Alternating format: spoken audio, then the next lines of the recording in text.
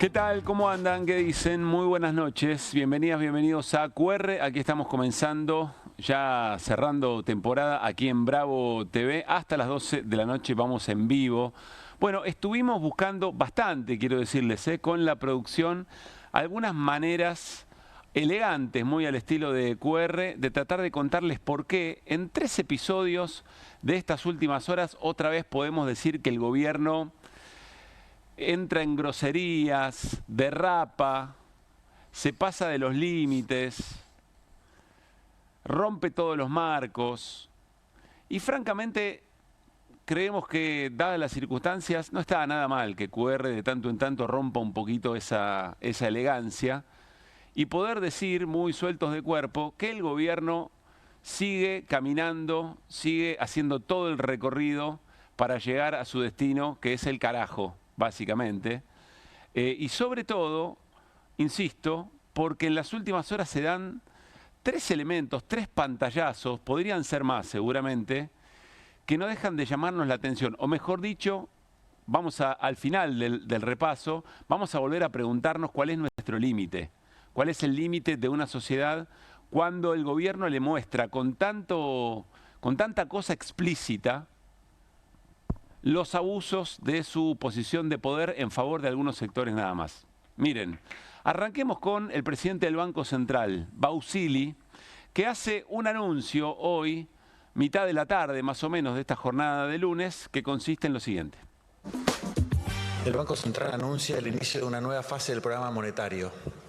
Los esfuerzos de la autoridad monetaria priorizarán el objetivo de alcanzar la convergencia de la inflación doméstica al nivel de inflación internacional. El avance exitoso en la resolución de los desequilibrios macroeconómicos y la convalidación de la fortaleza del programa económico frente a la incertidumbre política originada por las elecciones de medio término amplían el horizonte de planificación, creando condiciones favorables para el crecimiento, la remonetización de la economía y la acumulación de reservas internacionales. El manejo de la política monetaria se orientará a que la oferta monetaria acompañe la recuperación de la demanda de dinero, priorizando su abastecimiento a través de la acumulación de reservas internacionales. La programación monetaria definirá una trayectoria consistente para los agregados monetarios que permita compatibilizar el proceso de desinflación con la acumulación de reservas internacionales.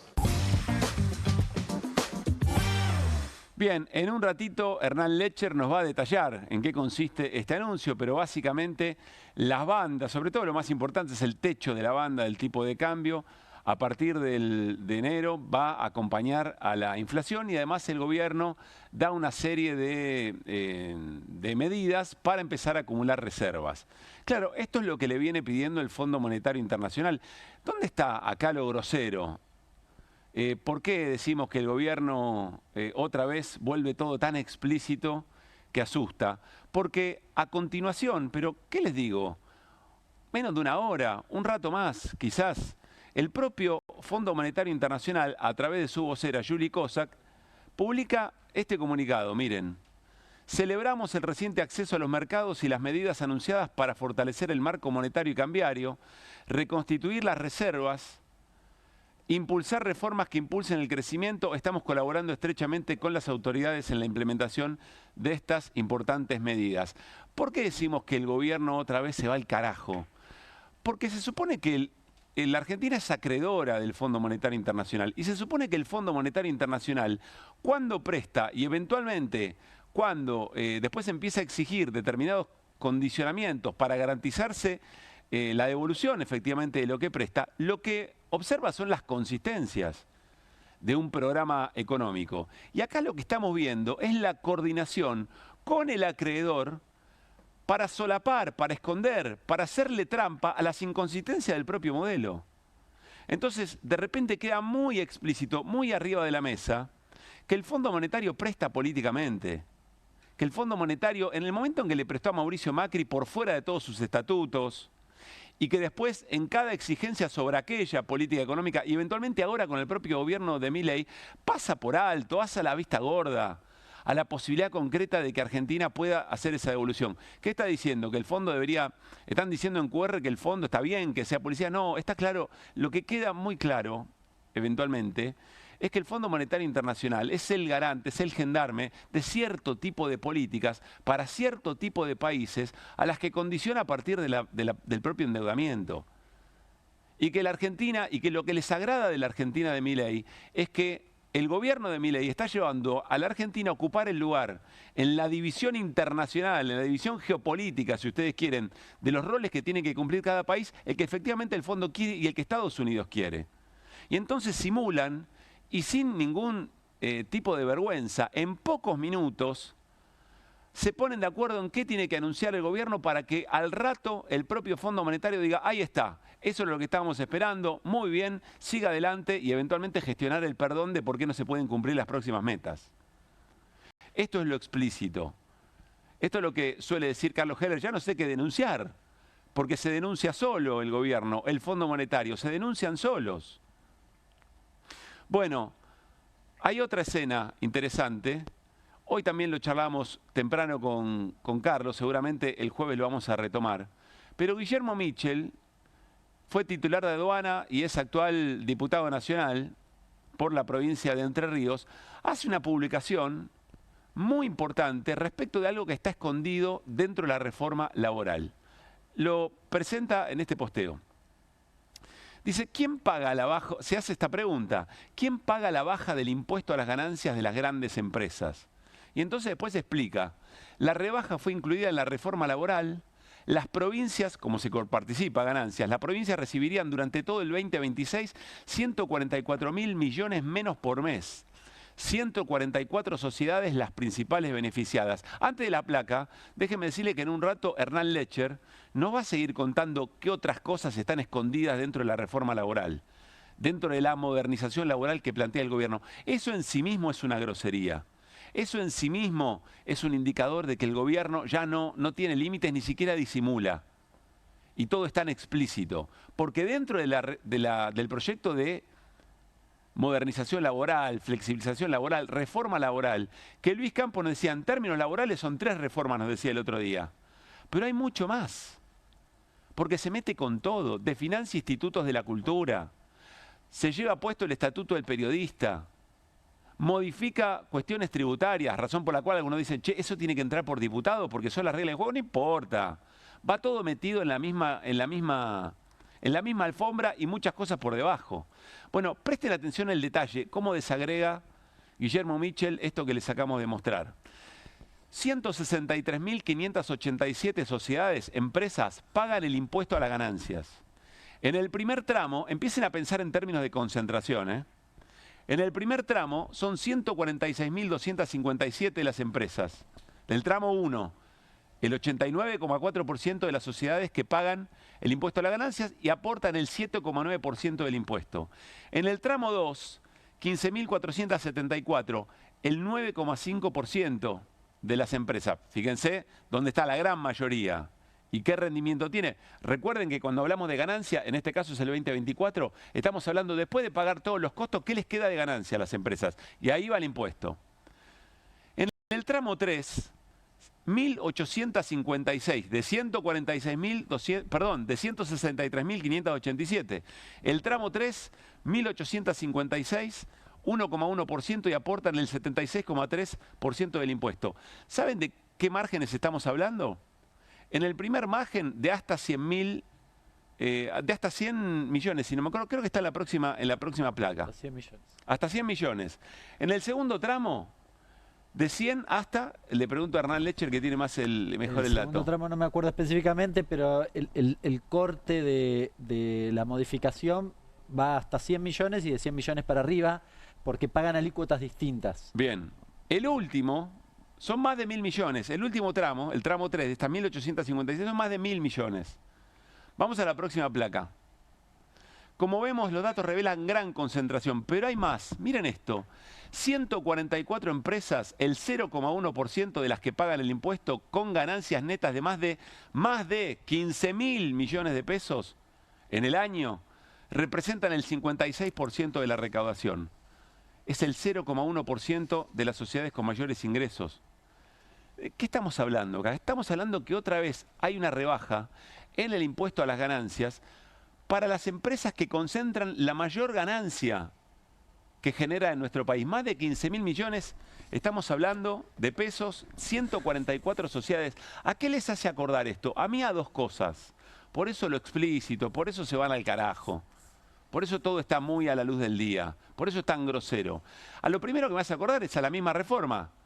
Cuando nos lo explicó Hernán Lecher y Luis Campos el otro día, cuando en la indemnización, ese fondo para la indemnización, que pretende hacerlo obligatorio en la reforma del gobierno, ya no van a ser los empresarios lo que pongan ese fondo, ese 3%.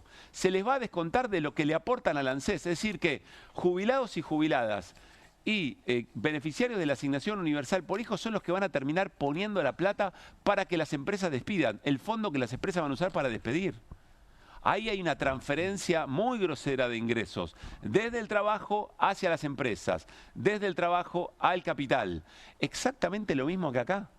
¿Por qué lo mismo acá? ¿En qué parte acá pagan los que menos tienen? Bueno, porque este es un gobierno que si recauda menos, es decir, menor recaudación por ganancias, lo tiene que trasladar al ajuste, porque el gobierno se prohíbe gastar más de lo que le ingresa. Entonces, todo lo que no ingrese por ganancias va a ir al ajuste, se va a traducir en ajuste. Entonces, todo el universo de ajustados le va a terminar pagando la rebaja impositiva a 144 empresas. Son más, pero quiero decir, a los sectores más concentrados que generan la mayor cantidad de ganancia. ¿Se entiende la esencia del asunto? Y me hace acordar algo más, pero en el camino inverso. Lo vimos el otro día.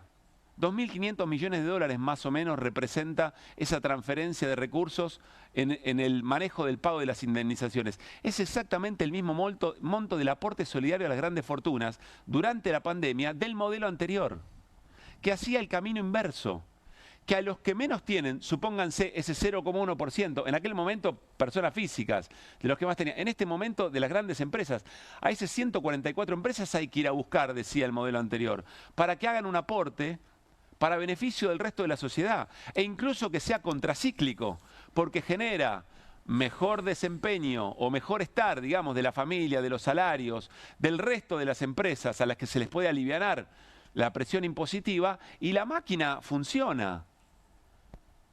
De esta manera es todo al revés, de esta manera es regresivo porque el ajuste es infinito.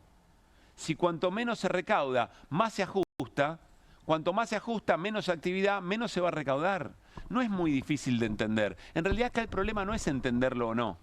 El problema es el grado, insisto, de explicitez, de grosería, con la que un gobierno representa determinados intereses y da la sensación que puede hacer cualquier cosa todo el tiempo para poder garantizar esa función. Ninguno de los empresarios de estos 144 empresas, o si ustedes quieren, del resto de las 1.800 que más beneficiadas van a estar por esta baja en el impuesto a las ganancias de las empresas, ninguna va a dejar de tener esos rendimientos, ni va a tener que vender una empresa, ni va a tener que vender nada. Van a seguir siendo los protagonistas de esa concentración económica y concentración de la riqueza en la Argentina. No van a dejar de serlo. El problema es ideológico, el problema es la señal. Por eso, cuando le preguntan a uno de los asesores de Milei y uno de los redactores, la semana pasada, de los redactores de ese bufé de empresarios, de abogados, que trabajan usualmente con las grandes empresas en la Argentina y que colaboraron con la redacción de esta reforma laboral, le preguntaron, ¿y cuántos empleos se van a generar? No, ninguno. El tema no es generar empleo. Hay que cambiar, decía, hay que cambiar el perfume. Es momento de cambiar la escena, porque la batalla es cultural.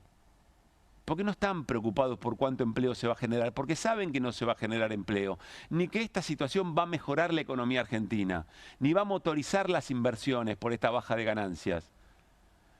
Están cambiando culturalmente la escena. Están dando un gran paso simbólico. El triunfo es simbólico, porque construye una nueva normalidad, que quién sabe después cuando a ellos se les vuelve a presentar la posibilidad de hacer este avance. Y un tercer elemento de lo grosero, de lo explícito, del cruzar las líneas de este gobierno, también en las últimas horas, una investigación del diario Clarín, publicada ayer, tapa de domingo del diario Clarín, no es poca cosa, con este titular, miren, es el colega Mariano Vidal, que dice un hotel de lujo, veinteañeros millonarios y un escándalo que se le fue de las manos. Entrecomillado porque ahí están hablando con un testigo que efectivamente estaba ahí. Un testigo cuenta cómo fue el lanzamiento de Libra y ubicó a 2 empresarios cercanos a Milei en el lugar. Se produjo en un resort en una zona de country de Dallas, Estados Unidos, y participó una veintena de personas encabezadas por Hayden Davis. En la misma sala estaban los empresarios Manuel Terrones Godoy y Mauricio Novelli, 2 hombres muy vinculados a Milei. Uno de ellos fue empleador de Milei, que lo visitaron enorme cantidad de veces. Pasaron muchas horas autorizados por la secretaria general de la presidencia, Karina Milei, en Olivos y en la Casa de Gobierno. Estaban en esa sala, en ese lugar en Dallas, en la zona de countries, en ese resort. 23 minutos después del lanzamiento del token, Javier Milei tuiteó para promocionarlo. Lo va a contar con detalles Irina Hauser en un rato nada más. Pero todo es muy porno. Estaban en el momento, minutos antes de que Milei promocionara, promoviera la estafa Libra, estaban todos reunidos en un resort en Dallas, a puro lujo, y seguramente también dándole la indicación al presidente de la Nación de en qué momento tenía que publicar ese contrato inteligente, a partir del cual se podía ingresar al negocio, al presunto negocio de Libra, pero que terminó siendo una estafa. Después todo eso se convirtió en un descalabro. Las caras cambiaron por completo porque se empezaron a caer las acciones de Libra y porque Milei no cumplió con la segunda parte, que era publicar un video y eventualmente una tercera que personas muy famosas, muy conocidas, llegadas a Milei, también siguieran publicando para seguir acrecentando la bola. ¿Qué pasó después? Insisto, lo va a contar Irina. Al primer día hábil, al lunes siguiente, muy temprano, cuando abrieron los barcos, fueron Novelli, la mamá de Novelli con la hermana que había estado reunida también varias horas en Casa de Gobierno, fueron a vaciar las cajas de seguridad. Y esto se conoce en las últimas horas por esta investigación del colega del diario Clarín. Y también todo es muy explícito. Todo es un sin límite. Todo es cualquier cosa porque dale que va. Porque se puede probablemente. En las últimas horas todo esto, hacer un raconto de todos los límites que pasó el gobierno en cada una de estas escenas es muy pero muy fuerte.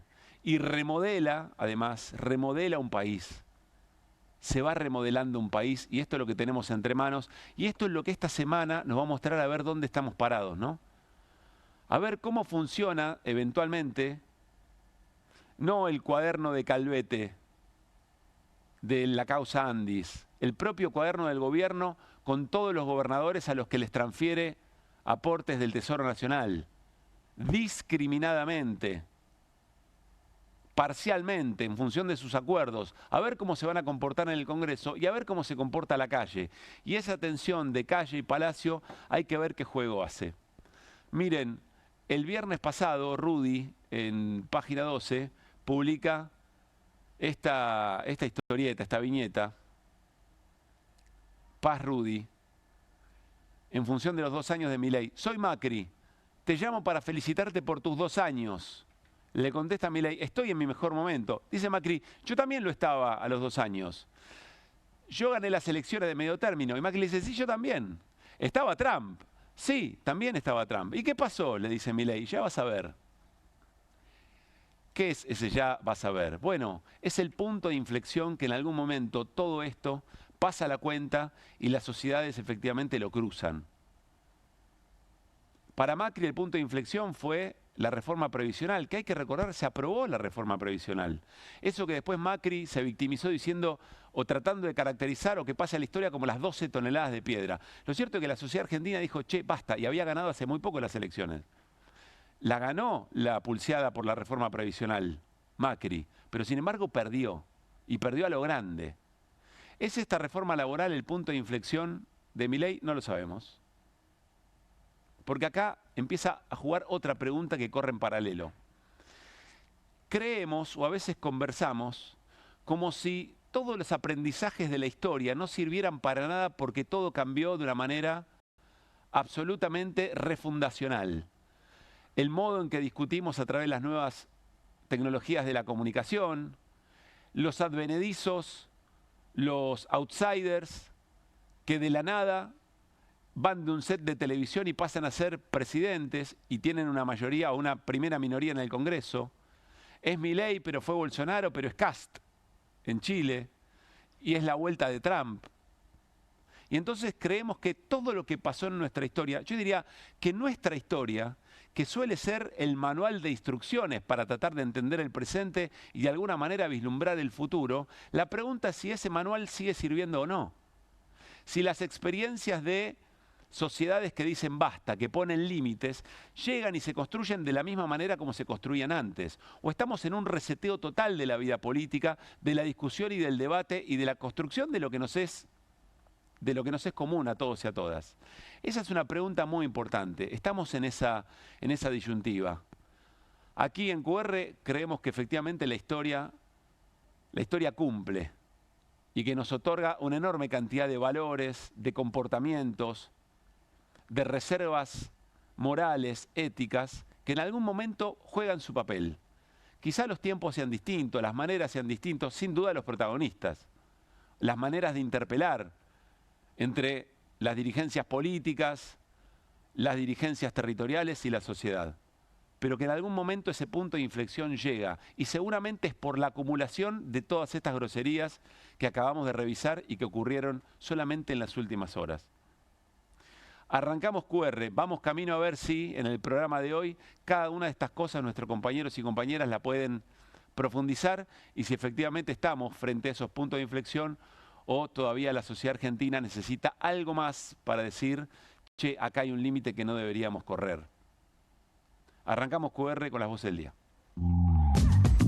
Celebramos el avance de la libertad, porque nosotros no necesitamos agredir a nadie, porque nuestras ideas son mejores. Hay una legitimación de una dictadura militar como el pinochetismo que se creía también como un capítulo cerrado en América Latina. Cuando está habilitada la deshumanización, y bueno, aunque quedemos el 1% confrontando contra eso, esos son los valores que no se negocian. Voy a mencionar el antecedente de Hitler. ¿Qué sucedió con Hitler? Había mucha gente que lo apoyaba. Los empresarios van a poder despedir gratis con la plata de los jubilados. Hicieron un fondo obligatorio que se constituye con, mira qué número, el 3%. Que por lo menos respete la libertad del trabajador. De elegir. Porque ellos hablan de esclavitud. En realidad, el sindicalismo tuvo al trabajador de esclavo. Como hijo de Dios que tengo a Jesús en mi vida, tratar al trabajador como si fuera un esclavo o un número no es de buen cristiano. Yo no estoy de acuerdo con la reforma laboral por esa sencilla razón. Y además, porque tengo entendido que quiere quitar derechos y limitar el rol de los sindicatos, y eso no está bien. El salario, la pérdida de puestos de trabajo, la pérdida del poder adquisitivo de los saberes previsionales, la ley de emergencia pediátrica y la de emergencia en discapacidad, todo eso hace que el jueves va a ser una enorme caja de resonancia. La creación de puestos de trabajo depende de algo que Milei no hace y no pienso que haga, que es generar un modelo de desarrollo que implique la industria nacional, la producción nacional. Te cuento todo lo que estuvo pasando mientras vos puteabas al Chiquitapia. Éramos 30 y pico mil comercios y estamos en menos de 14.000 hoy. De Sur. ¿Sabes cuánto me vino ahora? 1 millón de pesos. Impagable. Yo no lo veo como que es un progreso para el país. Hay que defender la industria nacional, a lo que se nos da por poner una fábrica, cuidarlo. Ruta Nacional 151, que bueno, no sé por dónde ir.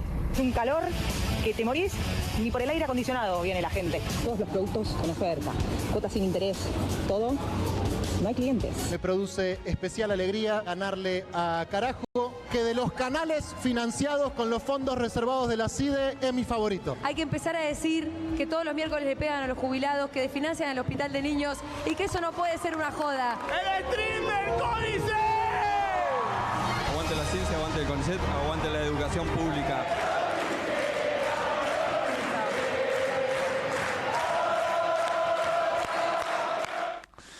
En un ratito nos vamos a detener, un comunicado muy interesante vinculado a la actividad de exploración submarina que generó esa transmisión, la de la Estrella Culona, que gana el oro del Martín Fierro de streaming, y nos vamos a detener en eso en un ratito nada más. Y no quiero dejar pasar a la trabajadora del hipermercado que dice, ni para el aire acondicionado entran.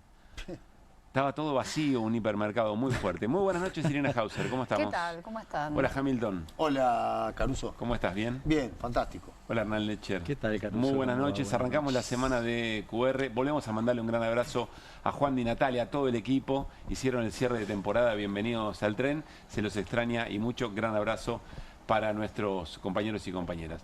Bueno, quiero detenerme en algo que recién Mariano Hamilton decía en función de eso de los puntos de inflexión y lo que para Macri fue la reforma previsional, que era el dato de las fechas, Mariano. Claro, el 14 de diciembre del 2017, o sea, unos días después de la asunción del nuevo Congreso, fue la famosa sesión de las 14 toneladas de piedra, que también quiero marcar que se usó la figura de 14 toneladas de piedra porque fueron las 14 toneladas de bomba que se tiraron el 55. Es como se puso en el mismo lugar el bombardeo a Plaza de Mayo del 55 con la gente protestando por una reforma previsional. Bueno, pero esto es al margen. El 14 fue la sesión que generó todo el conflicto, el 18 finalmente se retomó esa sesión y se aprueba la reforma previsional. Esta sesión va a ser el 17 de diciembre. No, es el 18, es el jueves, si no me equivoco. Es el 18. Es el jueves 18. A la par de la movilización. Me habían dicho miércoles 17. El miércoles hay convocado una sesión en diputados, según entiendo, pero reforma laboral está presentada en Senado. Para entonces el jueves 18. Y el jueves es el Senado con la reforma laboral. ¿Ibas a sumar algo, Hernán?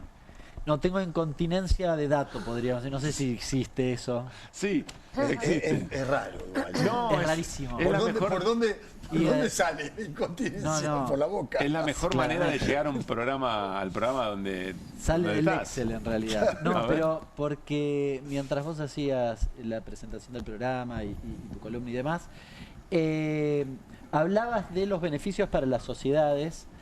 Y yo tengo el cálculo, no puedo esperar a hacer la columna para decirlo. Que lo vamos a hacer dentro de un rato.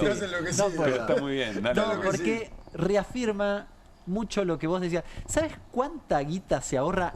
Son 15.474 sociedades las grandes que se benefician con esto. Estrictamente son 160.000 en general las que se benefician, pero con la alícuota que llega al 35% son 15.474.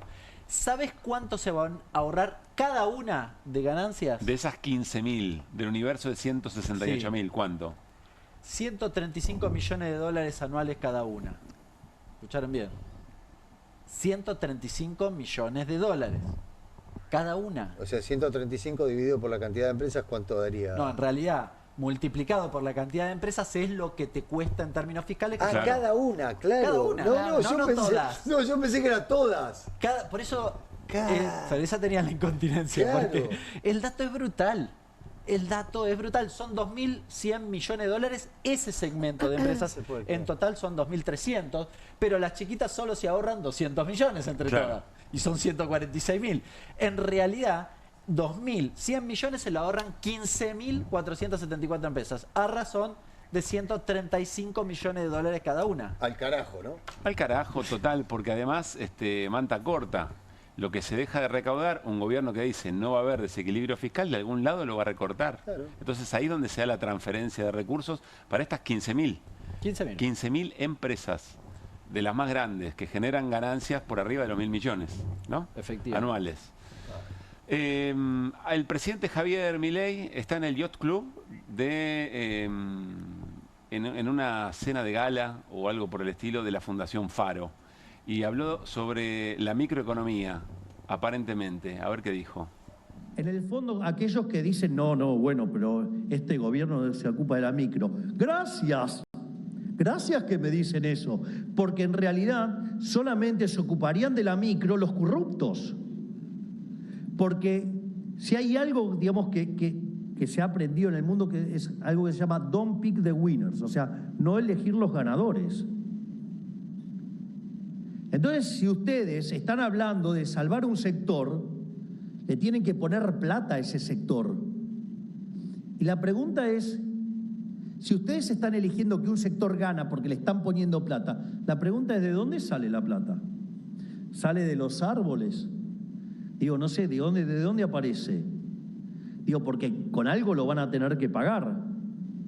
O sea, si es con una protección, digamos, vamos a estar arruinándole la vida a 47 millones de seres humanos. ¿Qué quieren que lo haga con deuda? castigando a las generaciones futuras. Entonces, la realidad es que eso, en el fondo, lo que están haciendo es lobby, es corrupción pura. Es decir, un gobierno liberal, ¿a qué se dedica? A nivelar la cancha. Dios se encarga de respetar los derechos naturales, el derecho a la vida, a la libertad y a la propiedad privada, respetando el principio de no agresión. Bueno, estábamos haciendo algunos comentarios fuera del aire, perfectamente los podemos compartir con ustedes al aire. Es un mentiroso serial, perdón, sí. Es un mentiroso. ¿De qué habla de nivelar la cancha? Un gobierno que te la está desnivelando desde el día cero, no sé. Pero además, en todo caso, está reconociendo que el Estado tiene un rol que es establecer un nivel de cancha. Pero no está diciendo eso. No nivelar. No está diciendo eso. Él está diciendo algo mucho peor. Él infiere que están todos partiendo desde el mismo lugar. Claro. Los 45, 50 millones de argentinos parten del mismo lugar. Y él dice que si ellos toman la decisión de beneficiar a un sector, que no es beneficiar, no es que un sector, si vos los respaldás, gana. Ese sector no pierde, no desaparece. O tiene alguna chance. Claro, tiene alguna posibilidad ese sector. Es un delirio lo que dice, de un mandatario. Que él hable de corrupción hoy también me resulta asombroso. Sí. No, plantea esto, dice Hamilton, no hay desequilibrios entre en las relaciones. Claro. No somos iguales, es lo mismo yo cuando voy a comprar la yerba al supermercado que el dueño del supermercado. Claro. Es lo mismo yo cuando voy a pedir un aumento que el tipo que me paga el aumento. Claro, no es lo mismo. No se puede equiparar esos dos lugares porque evidentemente hay una relación desigual entre esos actores. A ver, es la ley de la selva. La ley de la selva. Gana el más fuerte. En esa relación desigual, ¿quién gana? ¿El Estado para qué está en definitiva? Está para equiparar esas relaciones desiguales porque la ley de la selva gana el más fuerte. Entonces, bueno, vamos a tratar de ayudar en alguna medida al más débil a equiparar esa relación. Eso es lo que está diciendo, exactamente lo contrario a eso. O reivindicando que las desigualdades son virtuosas, por decirlo de manera sencilla. Es disparatado que estemos explicando esto en 2025, explicando el rol del Estado. O sea, ¿entienden el delirio en que estamos, el delirio en que estamos la realidad, jugando? Es el deterioro en la discusión, en todo caso. Claro, pero estamos explicando esto que a mí me parece que es algo dado. Es como ponerte a explicar el terrorismo de Estado. Bueno, tenemos que explicar también el terrorismo de Estado. Por eso digo, ya estamos llegando a límites insospechados. Voy un cacho antes de la indignación de Mariano para seguir tratando de hacer un esfuerzo del argumento. Porque vos sabés que cuando me dé más manija... Porque el presidente todo el tiempo está reclamando ¿y de dónde la saco? Y acabamos de explicar cómo efectivamente el gobierno, dentro de una reforma laboral, mete una reforma tributaria, se mete con la ganancia de las empresas que más ganan en un año en la Argentina, y a eso les recortan el aporte. Uno podría decir rápidamente, bueno, de mínima, evita esto, o restituí todo lo que fuiste sacando en ese sentido, y de ahí vas a poder obtener. No es una genuina y honesta discusión sobre de dónde se saca para ver cómo se reparte. Lo que el presidente esconde es su decisión de a quién le va a sacar para eventualmente a quién permitirle mayores utilidades de las que ya tenía. Esa es la hipocresía, me parece. Bueno, hay otra hipocresía. Que el presidente lo sabe, porque en todo caso que diga, bueno, sí voy a beneficiar a estos sectores eventualmente y qué sé yo. Y ahí vamos a otra discusión. ¿Sabes qué? La hipocresía es esa. Sí, perdón, Hernán. En la reforma, una cosa que no tiene absolutamente nada que ver, después lo vamos a ver, pero de nuevo, en la reforma laboral, al final del articulado, plantean la eliminación de los impuestos internos a los bienes suntuarios. Es poca plata en términos de costo fiscal, pero en términos simbólicos es muy importante. Claro. ¿Qué son bienes suntuarios? Piedras preciosas. Yo le pregunto a alguien que está del otro lado de la metáfora. No, son piedras preciosas. Sí, yo pago el 20%, cuando compro piedras preciosas pago el 20% más, pero piedras preciosas, sí. Diamante, no lo que compro, ¿entendés? No, en la feria del parque, no el Parque Los Andes. ¿Quién compra piedras preciosas? Bueno, creo que ahí entran siempre. Son 4 millones de pesos, de entran dólares. Barcos, aviones. Sí, también, ¿no? Eso es significativo, pero lo de bienes suntuarios es esto específicamente. Piedras preciosas, oro, pero no el oro que yo puedo comprar, el oro amonedado, ¿sí? El que tiene un valor además intrínseco más allá del valor intrínseco, es decir, más allá del valor del oro en sí mismo. Es decir, esas cosas, de nuevo, son 4 millones de dólares. Pero ¿es necesario quitárselo? Sí, que no lo pague esa persona. ¿Quién compró porque eso? Además tampoco va a dejar de comprarlo eventualmente o lo va a tener que vender porque tenga que pagarlo. Y aeronaves. Autos de arriba de 105 millones de pesos y ¿cómo es? Lanchas y demás. Embarcaciones. 330 millones de dólares. Ahí es un numerito, ¿eh? Claro. Bueno, y además también la hipocresía de decir, ¿de dónde saco la plata para poder repartir? Pero vos, para poder aprobar la reforma laboral, ¿qué hiciste? Le mandaste un montón de guita a 3, 4 provincias para comprar las voluntades de los senadores. O sea, también hay una hipocresía ahí. Porque repartiste guita a troche y moche. Ahí está interesante lo que plantea Mariano, porque eventualmente dice Mariano, ¿cómo podemos estar discutiendo esto?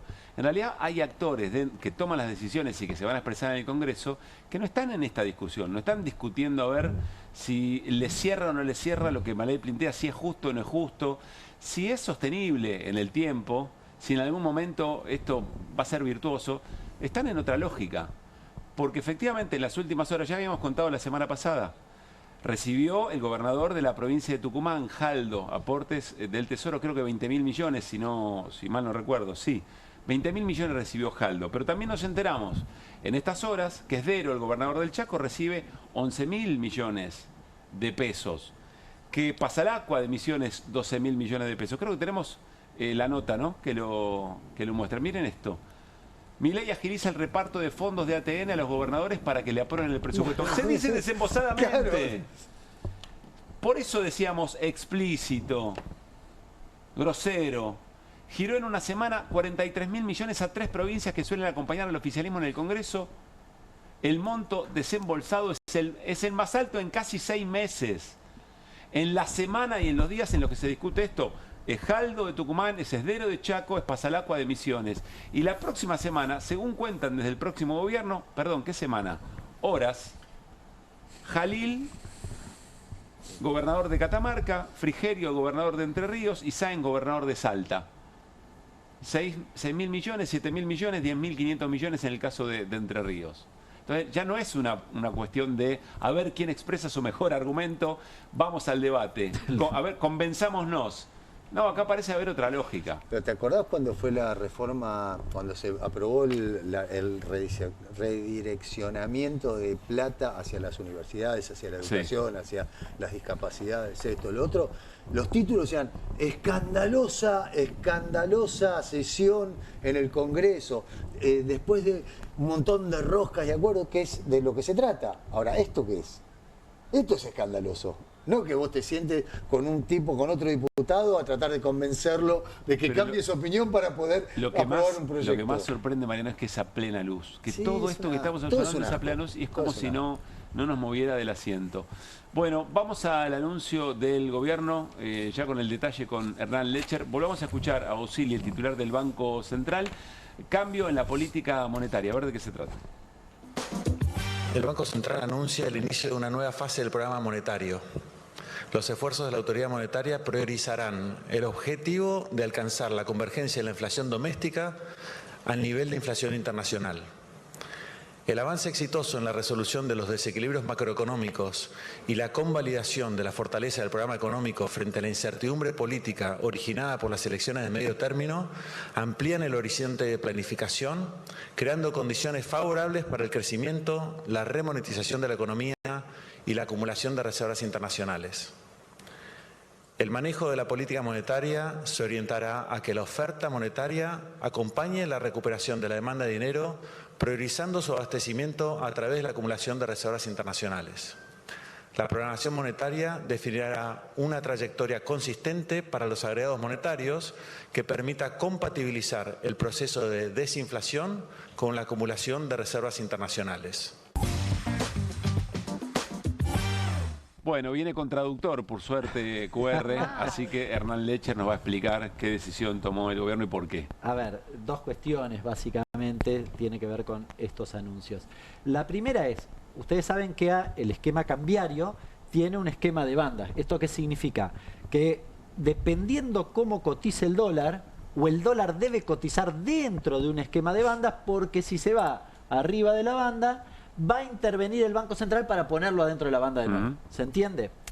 ¿Qué venía pasando? Viene rangueando, se dice en términos en la jerga trading y demás, muy cerca de la banda superior, muy cerca, con lo cual ¿estaba mal o está bien? Bueno, la duda es que un esquema de bandas así tiende a pensarse que el dólar debería ir más o menos por el medio de la banda. Tampoco por el medio, pero bueno, más o menos por el medio. Ahora, si el medio es 1.000 pesos, nadie se lo cree. Con lo cual, o 1.100 supongamos, nadie se lo cree. Conclusión, era un esquema que desde hace rato parecía obsoleto. ¿Bien? Y en este marco, el gobierno venía diciendo, el Fondo Monetario decía, no, medio que no funciona, no sé, fíjate el ejemplo de otros países, Israel lo actualizó en su momento, bla, bla, bla, se venía discutiendo hace rato, y el gobierno decía, no, nosotros con el esquema está bien. Hace 2 semanas atrás, en la UIA, el propio Caputo dijo, la banda superior está fantástica. Con lo cual... Y todo el resto diciendo, ahí atrás, el tipo de cambio está atrasado. Está atrasado y estás atrasándolo y entonces eso te trae aparejado problemas respecto de la dinámica cambiaria en términos generales. Y el gobierno no había hecho nada después de la elección, porque uno hubiese imaginado, y de hecho lo especulábamos bastante, que después de la elección, con el resultado opuesto, decís, bueno, a ver, ajustemos las bandas un poco para arriba, no va a cambiar demasiado, y ganás tiempo. Bien, porque la discusión es, si esto no funciona, en algún momento vas a tener que hacer cambios. Claro, y cuanto más tarde, más se tensiona todo. Sí, todo el mundo no te... El mercado no te cree, digamos. Y si vos querés anclar la expectativa del mercado, el mercado que ve que lo que estás haciendo no está bien o no resiste, desanclás las expectativas, que es un gran problema. Bueno, planteó entonces, vamos a ajustar las bandas. Para mi forma de ver, hizo una calibración muy chiquitita. Después te voy a decir... ¿Por qué creo que al fondo no solo no le dio bola, tengo otra hipótesis? Bueno. Pero después vamos a las conclusiones. Pero hizo una calibración muy chiquitita, estas bandas se actualizaban al 1% mensual, las vas a calibrar según la inflación. Con lo cual hay una expectativa de que el dólar puede ir un poquitito más arriba. Bien, porque las bandas empiezan a ampliarse un poquitito más. Y la segunda cuestión es, vamos a remonetizar... Es decir, vamos a meter pesos en la economía argentina para comprar dólares. Claro, ahí sí, si vos vas a comprar dólares con pesos, eso probablemente te tire el dólar para arriba, por eso necesitas una banda un poco más amplia. ¿Se entiende? Sí. Ahí es donde vas a decir, quieren comprar dólares. Bueno, y quieren comprar dólares porque el mercado no dudaba del esquema. Bueno, es una opción. Siempre atrás de la pregunta de cuántos dólares tenés para poder pagarme lo que me debes, sí, básicamente. De fondo está la discusión, y para mí me parece muy importante, el vencimiento del 9 de enero. ¿Bien? ¿Hay un cambio de esquema? Sí, pero un poquitito, te diría yo. Para mi forma de ver, hay otros que dicen, no, es un cambio de esquema. Para mí, retocaron 2 huevadas y no mucho más. La discusión, te decía, es el 9 de enero porque yo tengo dos grandes razones por las que creo que pasó esto. La primera es, el 9 de enero vencen 4.500 millones de dólares, un poco menos. Vos hiciste una licitación, la licitación no fue buena, juntaste 1.000 millones, te falta el resto. Medio que además le pusiste un pulmotor, hiciste una serie de cosas para poder comprar dólares. Bueno, ¿y qué hacemos? Bueno, compraste hoy de nuevo dólares, pero no llegás a pagar el vencimiento de enero. Y acá hay una cosa, el gobierno decía, Caputo dijo, yo tengo acordado con los bancos un repo y me van a dar los dólares. ¿En serio lo tiene? ¿O no lo tiene? ¿No? Con lo cual, si no lo tiene, está acomodando las cuestiones para tal vez hacer una nueva licitación y comprar, digamos, y licitar bonos en dólares. Porque se supone que si sumás reservas bajás el riesgo país. Pero hoy, ¿qué pasó a la par de esto? Que en general no se dijo. El Banco Central salió, pero zarpadamente, a comprar un título que se llama GD29, que ven un bono nominando en dólar, hard dólar, que vence el año 29, en dólares. Salió a comprar para bajarle, digamos, la tasa de retorno y tratar de que el riesgo país también baje. ¿Bien? Es decir, que suba el valor del bono y baje el riesgo país. ¿Para qué? Bueno, tal vez para pensar una nueva licitación antes del 9. Es un poco audaz, pero puede ser una opción. La otra cuestión es, el Fondo Monetario le venía diciendo, che, maestro, no estás acumulando reservas. Porque a diciembre, ¿cuántos dólares debería acumular de acá? Estamos a 15. En los próximos 15 días para cumplir con la meta, ¿sabes cuánto? ¿Cuánto? 15.000 millones de dólares. Bastante difícil. Lo va a cumplir. Es una huevada. No lo va a cumplir con esto. O sea, ya sabe que Ni tiene cerca. que pedir el famoso waiver, Sí, ese perdón. Exactamente. Yo me los imagino a los chicos del fondo diciéndole, che, Caputo, tengo que aprobarte un waiver. Hace algo para que yo diga, te apruebo el waiver por eso. Claro. Porque es un escándalo. Por eso decíamos, es lo que se ve casi sin disimular. Aparece el anuncio del gobierno y atrás aparece la vocera del fondo diciendo muy bien esta gente. Elogiando una cosa que a todas luces no va a cumplir con la meta. Si ya lo sabe. Con lo cual me parece que estaba muy coordinado. Pero con esto que digo, que estaba coordinado, pero que no está cumpliendo lo que le pide el fondo. El fondo hubiese querido un dólar más alto y comprarme 10.000 millones en 15 días. Claro. ¿Se entiende? Es otra cosa lo que le pedía. Yo quiero una cosa muy algo. importante. Sí. Y bueno, para mí es un poco jeroglífico todo esto. Pregunte, viene bien. No, lo que quiero saber es este cambio en las bandas. Sí. ¿Cómo repercute en la economía real? En la vida cotidiana. Iba a ese, pero siempre es mi pregunta. No, está muy bien. Y es lo que básicamente interesa. Hice la explicación, hablé en raro, digamos, si querés, pero tratando de explicar los argumentos y qué hay detrás en términos macro. Sí, sí. En términos micro, es muy importante. ¿Vieron que hay un programa que se llama Las Tres Anclas? Sí. Hoy algunos jorobados, no me acuerdo quién lo tuiteó. Che, ¿y ahora qué hacemos? Porque falta un ancla. Las anclas, ¿cuál era? La monetaria, la fiscal y la cambiaria. La cambiaria no está más. Si está atado la banda a la inflación, no tenés más ancla del tipo de cambio. ¿Cuáles eran las dos anclas importantes de, digamos, de este esquema, al menos en la práctica? Porque el gobierno te decía, bueno, la fiscal y la monetaria. Monetaria, mentira. La fiscal, sí. La cambiaria también. Y otra cosa, los salarios. Claro. De eso queda la fiscal y los salarios. Sí, contener la demanda. No sé si respondo la pregunta. Para la gente que está del otro lado, la fiscal es más motosierra y los salarios tachá doble. Más motosierra. Con lo cual... entiendo yo, si se le empieza a escapar el dólar, agarrate porque los salarios y el ajuste van a ser más profundos. Eso es lo que decís. En realidad, aunque no se les escape el dólar, va a ser más profundo el ajuste. Es decir, el salario es imposible que negocie arriba del 1%. Esto es lo que estoy diciendo. Si se le escapa el dólar, es tremendo. No solo va a pasar eso, sino que además, y esto es una buena discusión porque teníamos un debate hoy con colegas, si pasara que el tipo de cambio se les escapa, lo que yo creo es que esto lo van a tomar con pinzas, y ahora explico por qué, y van a decir, dejemos de comprar. Porque en realidad hay una cosa que no expliqué demasiado, pero es importante, es lo que dice el Banco Central es, yo voy a comprar siempre y cuando aumente la demanda de dinero. Porque ¿qué es la demanda de dinero? Que nosotros queramos tener pesos líquidos en nuestro poder. Léanlo como crédito. Si nosotros tomamos crédito. Si tomamos crédito y crece el crédito, se supone... Porque querer tener pesos en nuestro poder todos queremos, digamos. Si es por eso no se preocupe, ministro. Sí, ¿no? pero digamos, que vos quieras hacer alguna operación con pesos. Es decir, que quieras comprar algo, supongamos. Entonces tomo un crédito. Entonces demando dinero. Si eso es así... Dice la teoría monetaria, es yo puedo emitir pesos sin que se vaya inflación. Claro. Pero tiene que pasar eso. Porque si no hay un aumento del crédito, no van a emitir para comprar dólares. Es decir, entregan la acumulación de dólares. Esto es lo que estoy diciendo. ¿Tienen margen para hacerlo? Sí, se cayó la demanda de dinero de manera fenomenal en el proceso electoral. Así que margen deberían tener. Pero para que haya aumento del crédito, ¿qué tiene que pasar? Digo, no me puedo hacer la idea. ¿no? Muy bien. Le pedí a Julián, ¿podemos mostrar, le hablo al productor, mientras, una placa que le di apenas iniciamos el programa para explicar algo que alguna vez mostramos? Esto, ¿se acuerdan que era una especie de esquema virtuoso según la hipótesis del gobierno? El tipo de cambio contenido, claro, sí, es lo que están haciendo. Bueno, y con eso bajan la tasa. Bueno, y bajamos la tasa y bajamos la inflación. Fantástico. Si pasa todo eso, lo de la inflación, poner un asterisco, porque ya en noviembre vino mal, diciembre, supongamos en enero. Bueno, en enero, ok. Listo, firmamos. Ahora, si pasan esas dos cosas, debería crecer el crédito.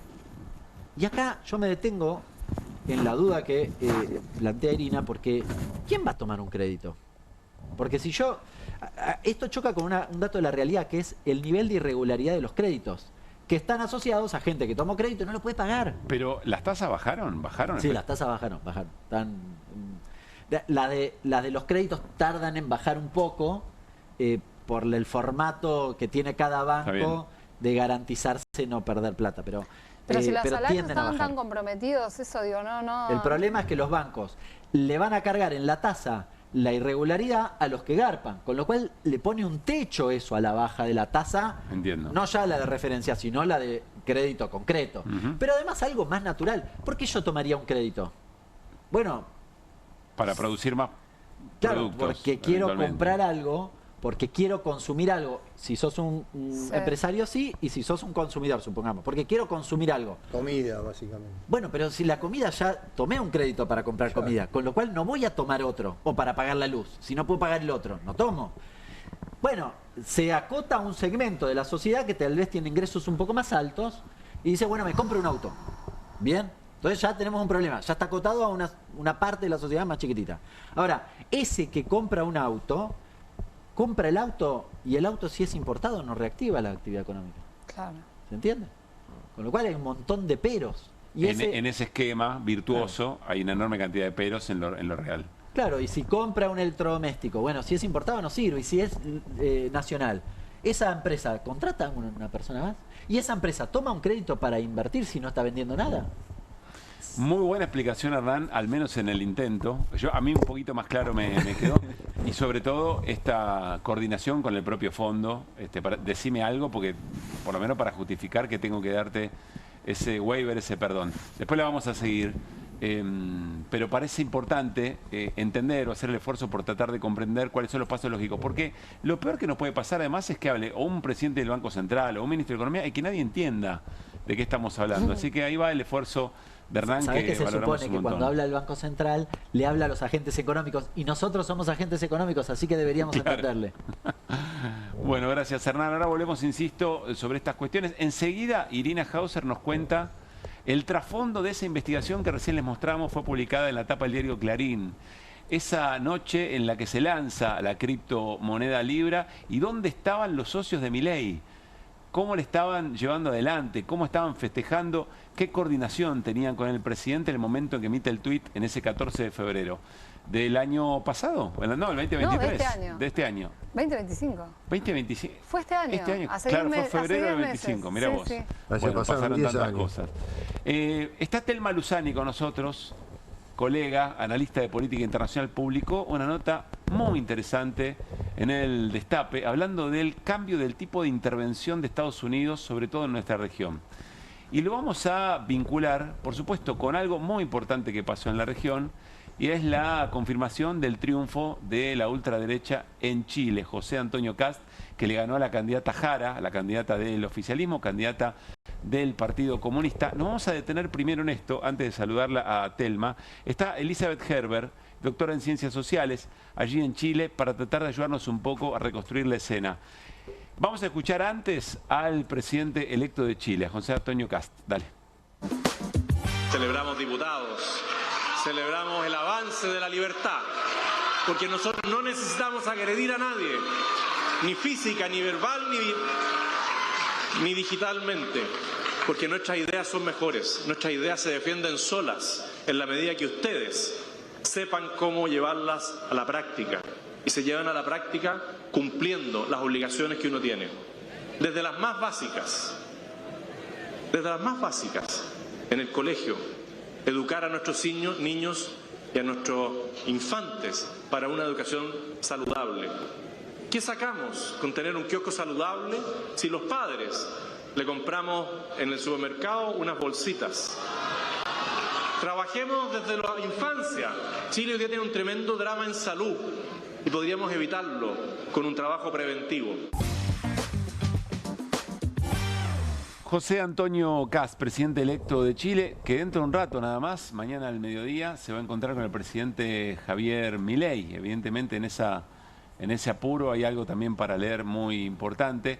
La saludo a Telma. Hola Telma, ¿cómo te va? Buenas noches. Muy bien. Gracias por estar. Contenta de estar acá. Ya vuelvo con vos y por supuesto se suma a la charla y vamos con Elizabeth Herber. Les decía, doctora en Ciencias Sociales, siempre suele ser una muy interesante entrevistada para entender los procesos en Chile. Elizabeth, Pablo Caruso y todo el equipo de QR con Telma Luzani te saludamos. ¿Cómo estás?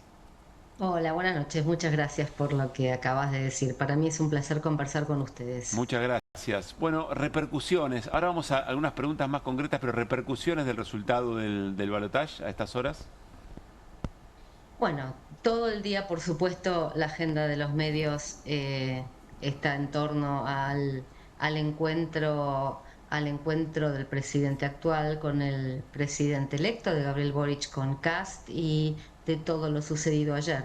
Es permanente esto, y bueno, las repercusiones en el mundo entero también, ¿no? Con los saludos que dicen mucho, por supuesto, dicen mucho, y dicen mucho también de lo que está sucediendo en nuestra región. Por ejemplo, los saludos de Bessent, Milei, etcétera. Elizabeth, ¿quién es Kast? Oh. Bueno, Kast es el candidato de la ultraderecha del Partido Republicano. Esta es su tercera candidatura, ha sido diputado, es una persona de una familia adinerada de Paine, de una zona, creo que se dedican a la producción agropecuaria, sumamente conservador en sus posturas, en sus posiciones. Reivindica a la dictadura, reivindica a Pinochet, esto es así. También se ha señalado, a mí me parece que no corresponde, el pasado nazi de su familia, de su padre, pero creo que las personas no tienen por qué ser responsables de aquello, pero sí es responsable de sus elecciones actuales, que son muy claras y que tienen que ver con adscripciones a la dictadura y a posiciones ultraconservadoras y autoritarias, y que esta vez, por tercera vez, en la anterior perdió contra Gabriel Boric, le sumó que él sea quien llegó a la segunda vuelta, porque creo que no estaba previsto que Gabriel Boric ganara la presidencia, pero hubo mucho voto de rechazo. Lo que cambió en esta oportunidad es que ese voto de rechazo claramente se transformó en gran parte en apoyo, y me parece que esto tiene que ver con los tiempos que corren, con el zeitgeist, con el espíritu de la época, no solamente en Chile. Que les voy a decir a ustedes que están hablando constantemente, acabo de escuchar el bloque anterior, hablando también de nuestro país, hablando de Estados Unidos, hablando de otros países de la región y del mundo en donde avanzan las ultraderechas. Así que Chile es parte de eso, más allá de los indicadores de este gobierno, y creo que esto es interesante, el contraste con Argentina, que son muy buenos en general, los indicadores macroeconómicos y otro tipo de indicadores que deja este gobierno, a diferencia de lo que sucedió en Argentina, que bueno, y parte que puedes explicar de la llegada de Milei también por ejemplo, la cuestión más aguda y más preocupante era la alta inflación que padecía la Argentina. No es el caso de Chile. Chile es completamente otro caso en este sentido. Acá se construyó una narrativa muy exitosa de restauración, de necesidad de restauración del orden, y Kast ha sabido hacerlo con gran habilidad, con gran éxito. Mariano. ¿Qué tal, Elizabeth? Buenas noches. Alguna vez Ominami me dijo que en Chile, a diferencia de Argentina, cambiaban los gobiernos, cambiaban Ominami dijo. Sí, Ominami. Marco Enríquez. Sí, Marco Enríquez. Cambiaba la orientación, pero que más o menos las políticas eran las mismas. ¿Se espera que este triunfo de Kast genere un cambio sustancial en las políticas chilenas? Porque en general los rumbos se pueden mover un poquito, pero no tanto en Chile, no es como en Argentina, que tenés un cambio radical. Yo sí creo que se pueden cambiar. Disculpame que hice la apreciación de Marco Enríquez Ominami, porque Carlos Ominami, padre, que ha sido ministro de Economía y senador, sí, pero en esta oportunidad jugó un rol importante, porque fue el encargado económico de la campaña de Jara. Entonces su Marco papel... Enríquez, yo decía. Marco se refiere también a los gobiernos de la concertación, en donde es cierto, durante los gobiernos de la concertación, y luego Piñera, que sí, yo creo que hay diferencias, sería injusto decir que no la hubo, con los gobiernos concertacionistas, pero no fue tan marcada. Ahora, sin duda, esto es otra historia. Se termina la fase de la transición democrática, que fue muy extensa en Chile, y de los gobiernos concertacionistas, e incluso que el único clivaje mandante sea izquierda-derecha. Yo creo que sigue vigente, pero hay otros, y un gobierno de ultraderecha con las propuestas que hace Kast en varios sentidos, desde reforma laboral hasta, bueno, por supuesto, todo lo que tenga que ver con valores conservadores, marca una diferencia enorme. También, por supuesto, lo que está señalando en materia de política migratoria, que es un clásico de la ultraderecha, que estuvo advirtiendo y anunciando que iba a expulsar de inmediato a 330.000 venezolanos ilegales, algo que es imposible. Dijo que lo haría en 100 días, eso es imposible. Es imposible, digo, desde el punto de vista de logístico, de a dónde van a ir a parar, y además porque tendría que sacar a más de 100 por día, en fin, después se tuvo que desdecir, pero no, creo que acá hay diferencias sustantivas, también en sus socios internacionales, y en lo que respecta en general a materia de política social, con recortes de derechos sociales. Ya anunció también hace un par de meses el recorte de 6.000 millones de dólares en el Estado, digamos, en gasto público y en funcionarios. No sé si les suena conocido, algo así como la motosierra.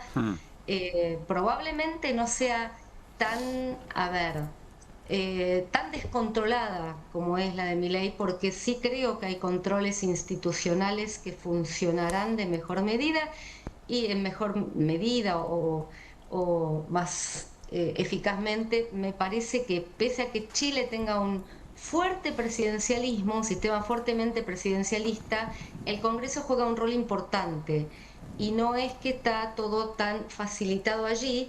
Puede ser que en la Cámara de Diputados, aunque tiene ahí una conformación que puede ofrecer una volatilidad y una impredecibilidad grande, porque tiene el Partido de la Gente, digo, es un partido de Franco Parisi, una tercera fuerza, digo, bastante impredecible en su comportamiento electoral, y en senadores podría estar congelado, porque están prácticamente empatados, entonces ahí puede haber un mayor filtro, salvo que se le dé por gobernar por decreto.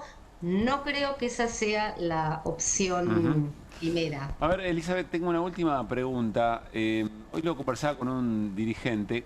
¿Qué significa el 40% de votos? Que es una cantidad importante. Por supuesto, alguien dirá, bueno, pero perdiste la elección, es cierto. Pero es un 40% de votos en Chile a una candidata del Partido Comunista. ¿Eso juega en algo respecto de lo que puede venir? ¿Qué estás leyendo ahí? Sí, importante. El 40% es valorable y muy valorable por parte de la candidata, porque en efecto, algo que yo pensé que no iba a suceder, creí que ya la fuerte carga negativa que tiene el Partido Comunista había disminuido, y resulta que sí jugó y fue muy utilizada desde el Kast y toda la coalición de derecha. Sin embargo, tengamos en cuenta que ese 40% no es solo de Jara, ahí están los votos del Frente Amplio y también de todo el socialismo democrático, digamos, de la exconcertación, aunque se dividió y hay parte que se fue con Kast. Acá el control sanitario de una derecha liberal o un centro liberal y democrático no existió como en otras partes del mundo. Se corrieron y adhirieron inmediatamente a la candidatura de Kast. Claro. Por lo tanto, bueno, nos queda otra parte, digo, del lado de lo que estabas preguntando, Jara, pero ese 42, que no es menor, desde ya, para los tiempos que corren, no es menor, se conforma de parte PC, parte independiente, seguramente todo, la mayoría del Frente Amplio y también gran parte del socialismo democrático exconcertación. La cuestión es cómo se reestructura todo esto, digo, cómo se reconfiguran las fuerzas progresistas en este cuadro. Esa es una pregunta que ya está abierta y ya está generando movimientos. Elizabeth, gracias como siempre, un gran abrazo. Gracias a ustedes. Que estés muy bien. Telma, ahora sí, te pido una mirada sobre Chile y ya nos metemos en la nota muy interesante que publicaste en estas horas allí en el Destape sobre la intervención, el modo de intervención de Estados Unidos. Pero de Chile, ¿qué ves? Bueno, sí, efectivamente hay un avance claro de la ultraderecha. Él cambió un poco el discurso respecto de su anterior postulación cuando ganó Boric. Anteriormente era mucho más antiaborto, antidiversidad, tenía un discurso muchísimo más provocador y duro. Ahora se centró en el tema de la inseguridad, sobre todo, que es un tema, como sabemos, que da siempre beneficios a cualquier candidato que se preste.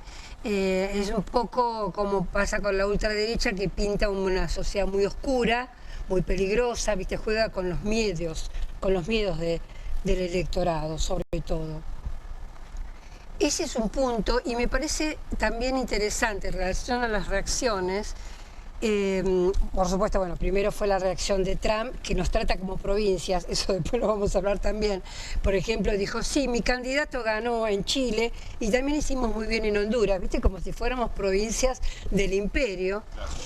Pero fue muy interesante lo que dijo la presidenta de de México, Claudia Sheinbaum. Porque Claudia, con todo el respeto a la democracia, ya que la mayoría de los electores chilenos eligieron a Kast, dijo que era hora de que el progresismo se pusiera a pensar qué estaba pasando en la región, que ganaban gobiernos que no atendían las necesidades de los pueblos. Tenemos un tramo de Sheinbaum que habíamos preparado para la charla, lo compartimos a ver si coincide, Dale. Pero seguramente va a ser interesante también si no.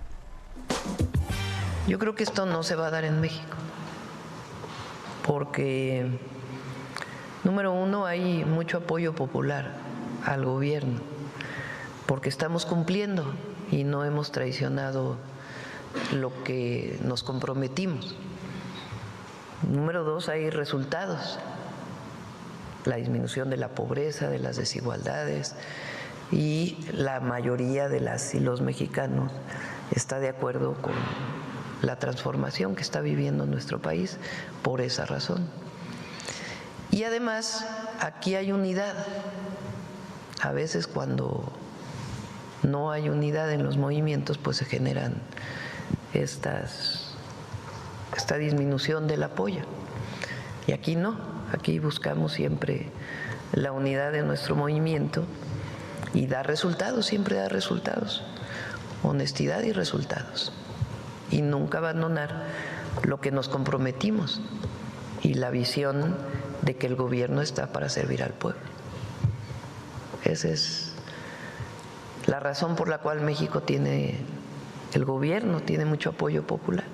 Y hay que analizar en todo caso, pues, qué pasó en Chile. Mucha dirigencia tomando nota, ¿no? Uno imagina con el porte, la presencia y esa calma que tiene Sheinbaum. Maravilloso. Se vinculaba con lo que estabas diciendo. Es lo que yo hacía referencia es un segundo antes de esto, donde ella dice, es un gobierno, refiriéndose a los gobiernos progresistas, el gobierno de ella, los gobiernos que digamos, tratan de beneficiar a los pueblos, poniendo de alguna manera a Kast entre aquellos que no están tratando de beneficiar a los pueblos. Bueno, igual Telma, estos gobiernos llegan, el gobierno de Kast o el gobierno de Milei llegan justamente porque se fracasó en los intentos progresistas en Argentina y en Chile. O sea, esos gobiernos no entregaron lo que la gente y la población esperaba que entreguen, el de Alberto Fernández y el de Boric. La pregunta es por qué se elige, cuando se fracasa los gobiernos progresistas, se elige una extrema derecha, porque también se había presentado ¿cómo se llama? Sí, podría ser votado Evelyn acá. Matei. No, acá podría ser votado a Miriam Bregman. Pero... Había incluso dentro de la derecha y dentro de los conservadores había toda una gama. Digamos, la pregunta es ¿por qué se va hacia este extremo? Es interesante esa pregunta porque entonces nos invita a pensar que hay otras cosas más, además de la frustración, evidentemente, ¿no? Sí, que el ser humano es una porquería. Bueno, no. Yo no iría por ahí, pero no hago una teoría, Mariano. No, pero bueno, el tema, en el caso de Chile, sobre todo, el caso mediático es fundamental. No tienen una diversidad mediática como la que tenemos nosotros. Ellos tienen grandes empresas riquísimas, muy poderosas, incluso durante el momento de Pinochet, lo sabemos. El papel del mercurio en la época de Allende fue fundamental. O cierta eficacia también de estas nuevas derechas o de estos sectores ultraliberales para interpelar de otra manera y mejor utilizar las nuevas tecnologías. No, accionan sobre las miserias de la sociedad, accionan en el lugar, accionan sobre eso. Y son muy... Yo no estoy diciendo que sea culpa de la gente, digo que la derecha acciona sobre las miserias de mucha gente. Sobre los temores, sobre los temores, las miserias. En los resentimientos también. Probablemente sobre el individualismo, pero bueno. La parte oscura ¿Y eso qué? Eso es miseria. Elma, yo quería preguntarte, vos relatabas hace un ratito, cierta moderación de Kast para ganar la elección. Pero te quiero preguntar respecto de tu expectativa hacia adelante, es decir, ¿podemos esperar que se convierta en un personaje más parecido a Milei, con mucha provocación hacia la oposición, o quizás en un país distinto? Yo lo veía a Boric, que lo llamó por teléfono, digo, bueno, son democráticos y quizás la cosa no da para esos márgenes.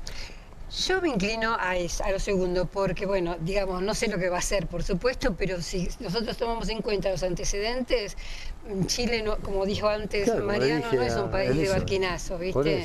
No es un país pendular. En general son bastante más sistemáticos y podemos decir prácticamente desde que vino la democracia han seguido siempre, incluso el sistema económico y político no cambió. Sí, no va a privatizar el cobre.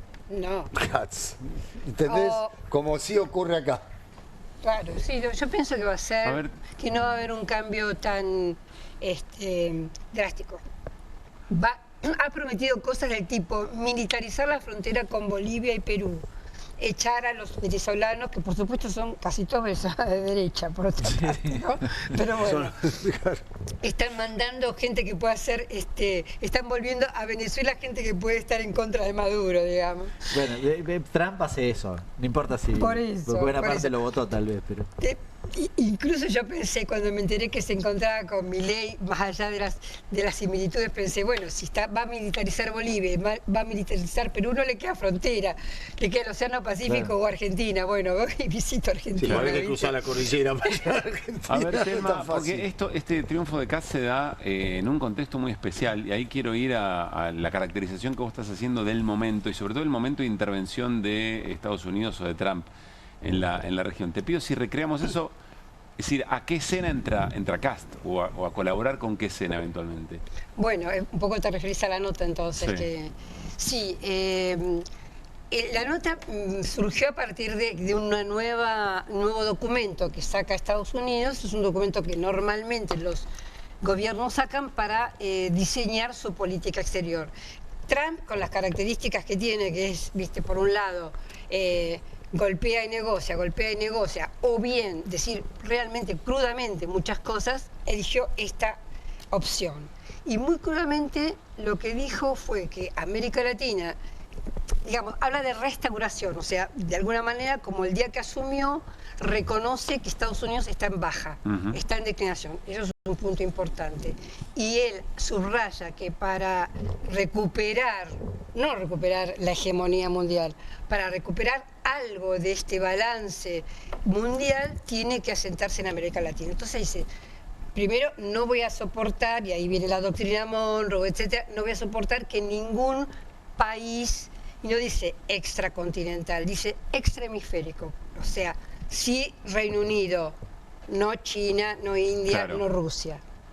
No voy a soportar que ningún país extrahemisférico esté en la región, ni compre, ni venda, ni haga nada. Nosotros vamos a te lo digo un poco con mis palabras, nosotros vamos a intervenir y entrar o salir de cada uno de los países de la región cuando se nos cante. Y tercero, importantísimo, vamos a militarizar. El párrafo se llama concretamente proteger y expandir, o alistar y expandir, podría ser la traducción. Quiere decir, vamos a alistar, vamos a formar, viste cómo era la Escuela de las Américas en un momento, pero en realidad van a traer la Escuela de las Américas a cada uno de los países. Se van a formar países militarizados que hagan el trabajo que ellos Eso necesitan. lo escribe sí, Trump en la un Estrategia documento. de Seguridad Nacional son 33 páginas, está traducido, está en inglés, pero está traducido, así que se puede acceder, es de acceso público. Al carajo. Sí. Entonces, a partir ahí aparece una reivindicación de la doctrina Monroe, América para los estadounidenses, etcétera, etcétera. Y ahí, entonces uno ve con claridad todos estos 10 meses que él hace, empieza persiguiendo a los inmigrantes dentro de Estados Unidos, apropiándose del Golfo de México, cambiándole de nombre, diciendo quiero Groenlandia, quiero... Es decir, todo eso que él hace empieza a verse con claridad y sobre todo lo que acaba de pasar estos últimos días, que es absolutamente fuera de toda legalidad y cargándose la democracia, cargándose todas las reglas internacionales, bueno, llenar el mar Caribe de fuerza naval y aparte asaltar un carguero lleno de petróleo. O sea, vos ves, los videos son muy impactantes porque están parece la guerra de Vietnam, como dice Celso Amorín, los helicópteros y los marines bajando al barco con armas y reduciendo a los ¿Y hasta dónde que crees están en el que barco? puede llegar eso, Telma? Porque la escena ahí es realmente muy difícil de seguir, porque Trump es como que cada paso que da, difícil que retroceda. A veces retrocede. Y en este caso, como no tenía ningún tipo de legalidad, dijo concretamente... ¿Dónde está el barco, se sabe? Sí, en un puerto norteamericano.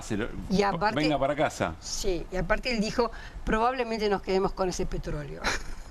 Trump. Mirá, esa es muy interesante la pregunta, pero es una pregunta que por ahora no tenemos respuesta.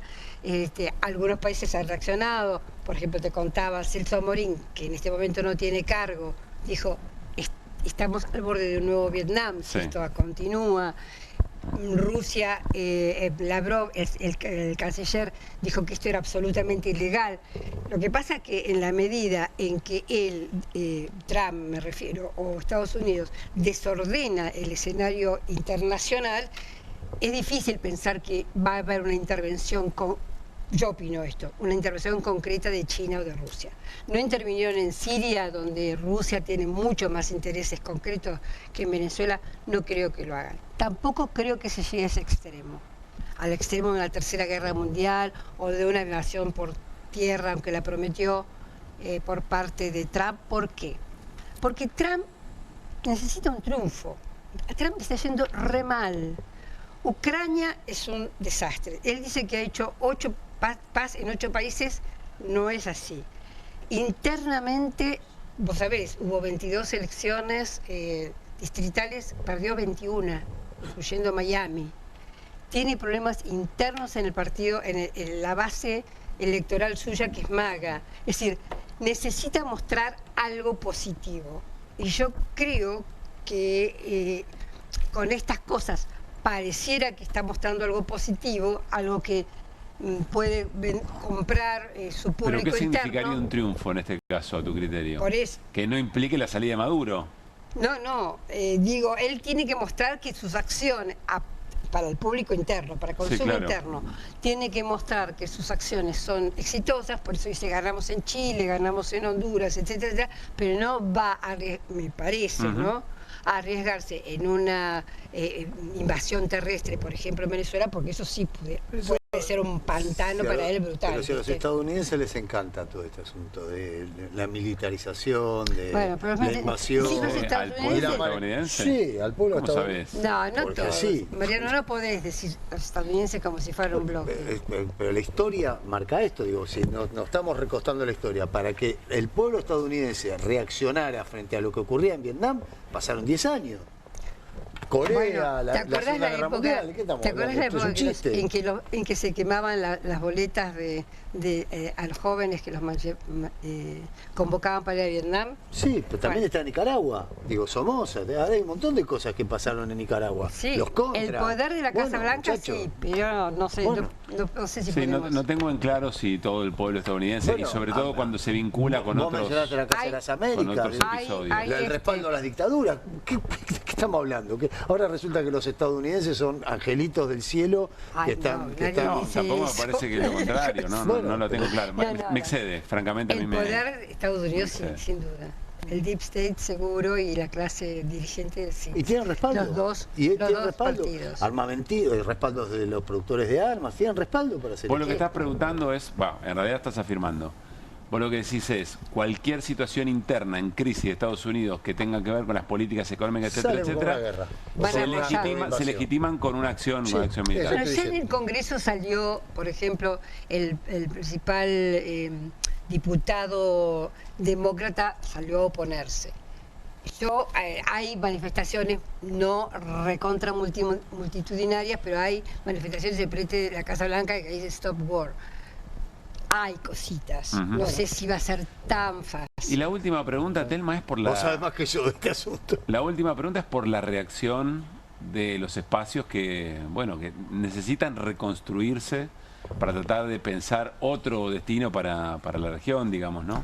Bueno, esa es la parte más interesante. Yo creo, hay gobiernos como el de Kast, como el de Milei, como el de Bukele, ciertamente que son los pilares de esto, pero bueno, tenemos nada más y nada menos que a Lula en Brasil, tenemos a la señora Sheinbaum en México.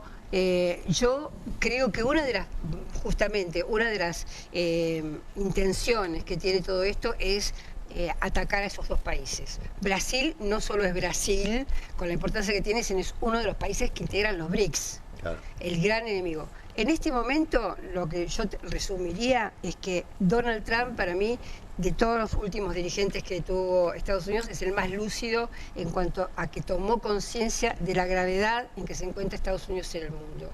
Ya se dio cuenta que el orden internacional cambió, no es que va a cambiar. Eso lo vuelve peligroso.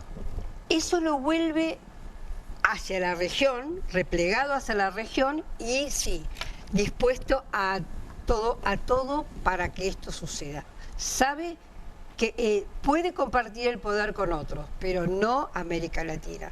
Por eso se da esta situación en este momento y creo que va a ir creciendo. Yo creo, vuelvo a citar a Morín, que él dice, y creo que es cierto, que el pueblo latinoamericano está acostumbrado a los intentos colonialistas y hay una reserva de dignidad y de resistencia contra eso. Yo creo también lo mismo.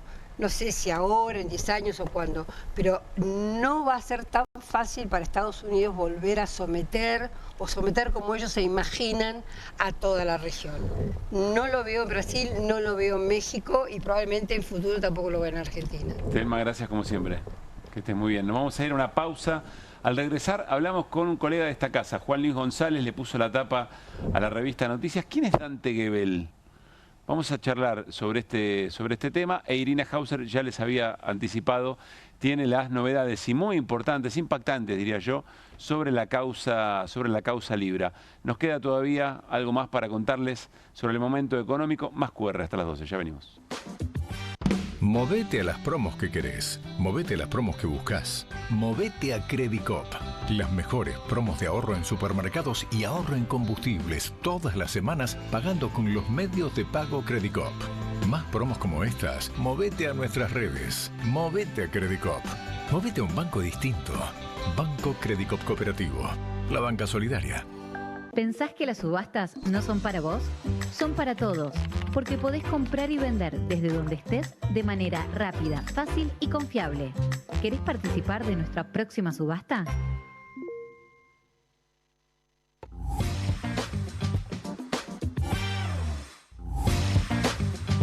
¿Necesitás llegar tranquilo a fin de mes? Tené un préstamo 100% online con WeCred. Te damos un préstamo personal de hasta 400.000 pesos, acreditación por CBU dentro de las 48 horas, mínimos requisitos, cuotas fijas en pesos, rápido, simple y seguro. Ingresá ahora en wecred.com.ar. Hay casa, hay freezer, hay helado, hay chocolinas, hay dulce de leche, hay helado chocotorta. Hay casa, hay freezer y tus chocolates y golosinas favoritas hechas helado. Tener la nueva línea Philco Inverter Pure Energy. que usa IA para diagnosticar la calidad del aire y renueva el ambiente con una brisa pura del exterior, es darse un gusto en vida. Los gustos en vida. Philco.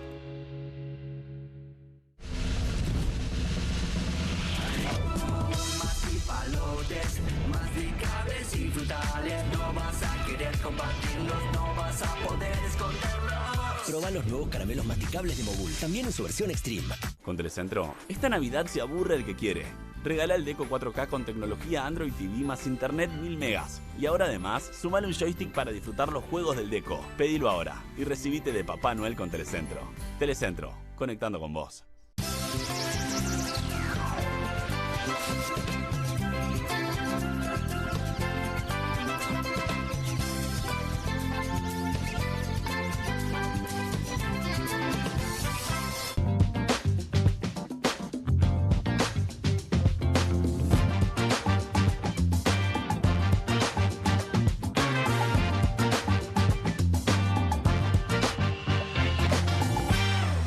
Seguimos en QR. Miren la tapa de la revista Noticias.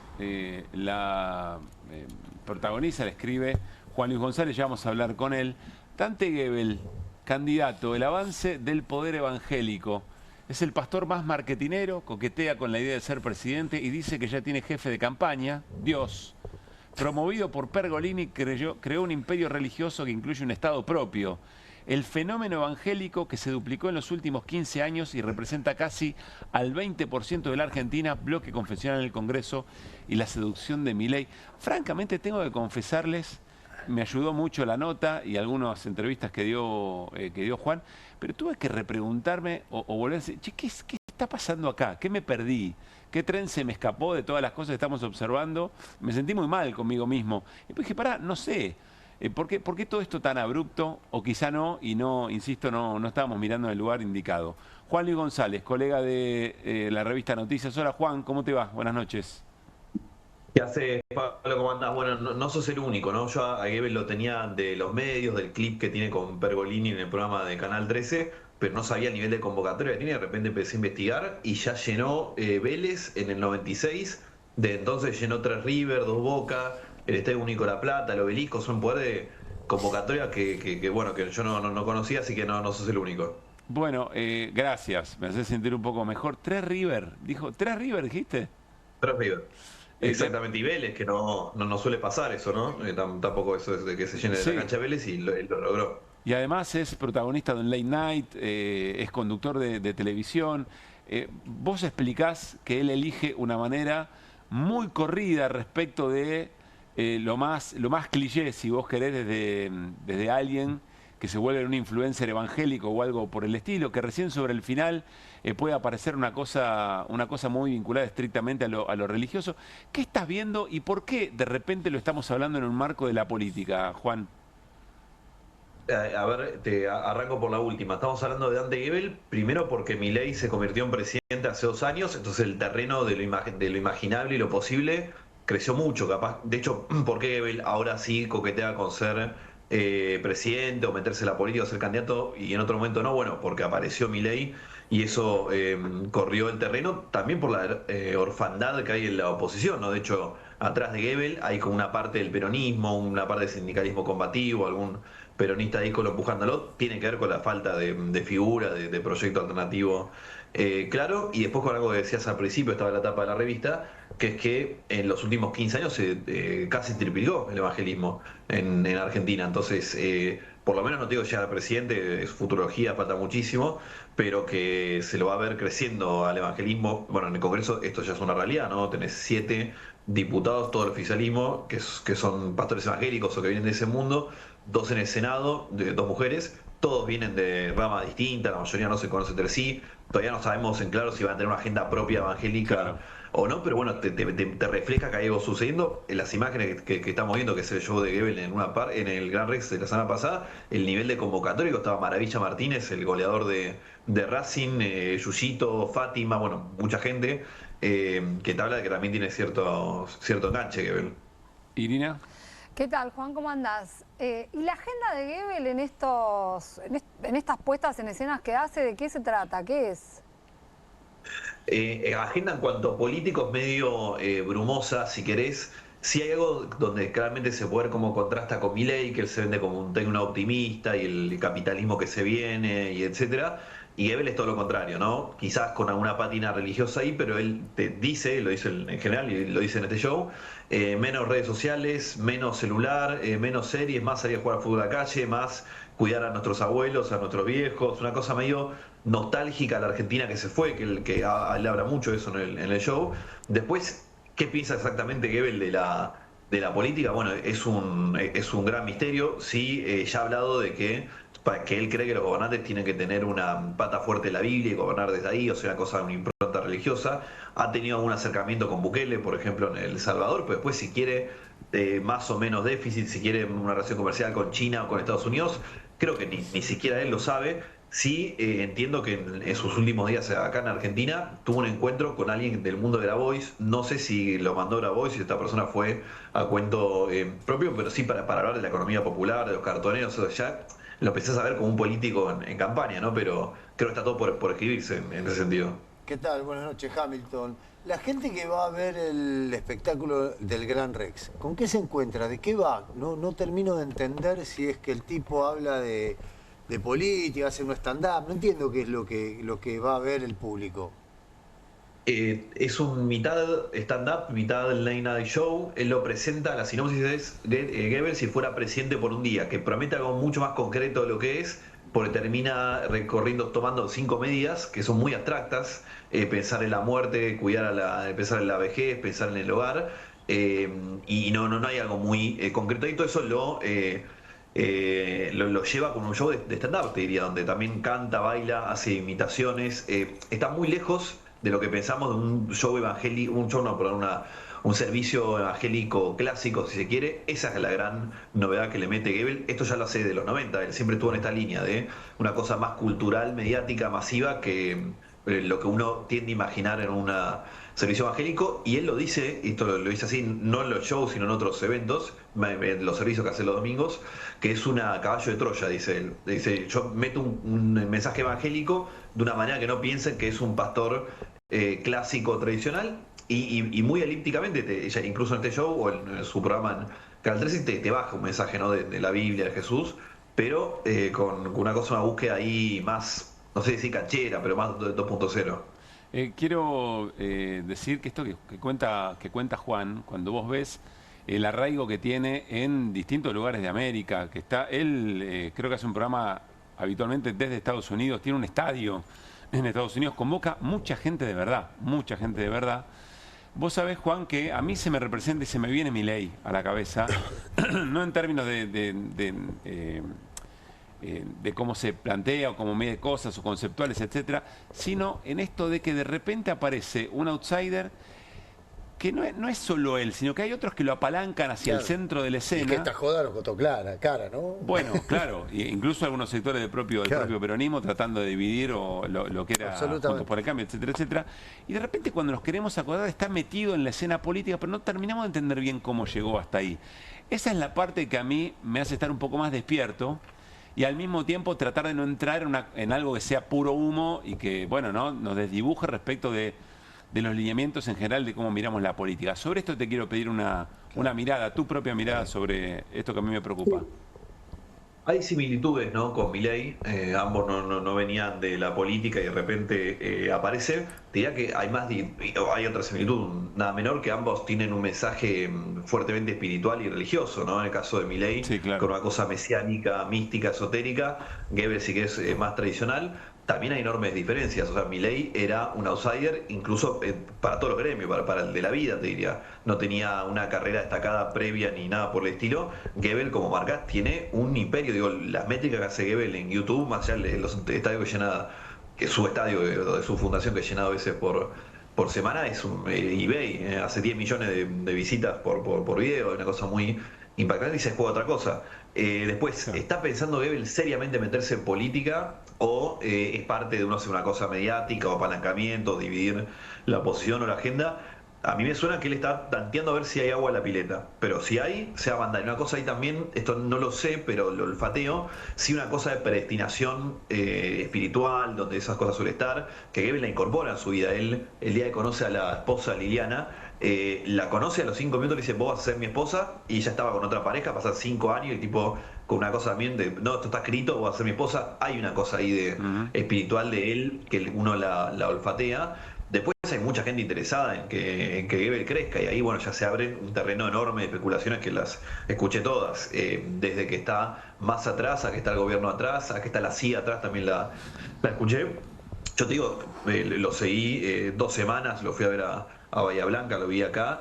Me da la sensación que está todo muy, bueno, la Libertad Avanza también fue así, ¿no? Pero está todo medio atado con alambres en este momento. No hay una gran plan atrás. Los que lo están empujando son personajes díscolos del peronismo, del sindicalismo.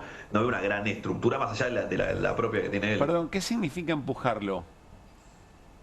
Que lo quieren de candidato. Ahí lo tenés a Juan Pablo Breida, de Aeronavegantes, que lo ha dicho. Atrás suyo lo arrea Fuerza Argentina, que es un espacio peronista donde está Néstor Segovia, hasta Gabriel Mariotto, que plantea algunas dudas con Goebbels. Está Eugenio Casieles, fundador de la Libertad Avanza, después echado por Karina hace no tanto, en el 23. Santiago Caputo era empleado suyo hasta hace no tanto. Bueno, hay algo ahí de alguien que sabe hacer un outsider, y ya lo hizo con Milei, también ahí para prestar atención con el caso de Goebbels.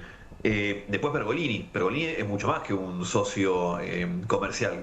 Pergolini le produce a Goebbels el programa Canal 13, pero yo te digo, lo sigue a sol y sombra. Yo le tuve un encuentro con Goebbels breve de 20 minutos el miércoles antes de salir al escenario. Abría puerta y estaba Pergolini con él. O sea, una cosa ahí que una intimidad que los excede. Yo lo cuento en la nota. A Pergolini le ofrecen la mañana de Radio Mitre cuando muere la nata, y él la rechaza y les ofrece a Goebbels. O sea, algo de alguien que claramente lo quiere el candidato a presidente, lo que es muy llamativo, porque Pergolini es todo lo contrario a Goebbels en el discurso. Él te dice, él habla mucho, ¿no?, del capitalismo que viene, la IA, etcétera. Entonces también hay una cosa que es curiosa. Pero bueno, ahí ves a distintos sectores. Esto lo que voy a decir es puramente basado en las 2 veces que interactué con el público de Dante y lo puedo ver en las redes. Me da la sensación de que es un votante más parecido al de Milei que al peronista, el que está ahí atrás de Goebbels. Entonces me cuesta ver cómo el gobierno estaría empujando, que es una tesis que escuché, esto lo está armando Santiago Caputo, cómo lo estaría empujando, que le podría dividir el voto, pero insisto, esto es sospecha nomás. Juan, siempre, gran laburo, siempre nos haces hablar de cosas, eso habla muchísimo de tu laburo. Un gran abrazo. Muchas gracias, saludos a todos para allá. Juan Luis González, bueno, veremos. Nos vamos a algo un poco más concreto y más real, son los cuentos de la cripto, que tienen un episodio nuevo que de alguna manera le va sumando piezas al rompecabezas, me da la sensación, Lilina, ¿no?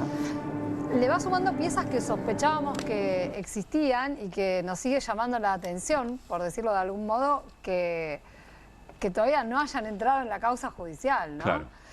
Estamos hablando de una nota que salió en el diario Clarín, vamos a decir, la verdad que la fuente es esta. Esto que conocemos hoy responde a una crónica que hizo el colega Mariano Vidal, que viajó a Estados Unidos y que se entrevistó con personas, por lo menos con una, a quien identifica como K, que estaban en el momento en que se estaba lanzando Libra y había una especie de mesa de armado de esta criptomoneda que venía funcionando desde unos días antes del 14 de febrero, que fue el día del lanzamiento.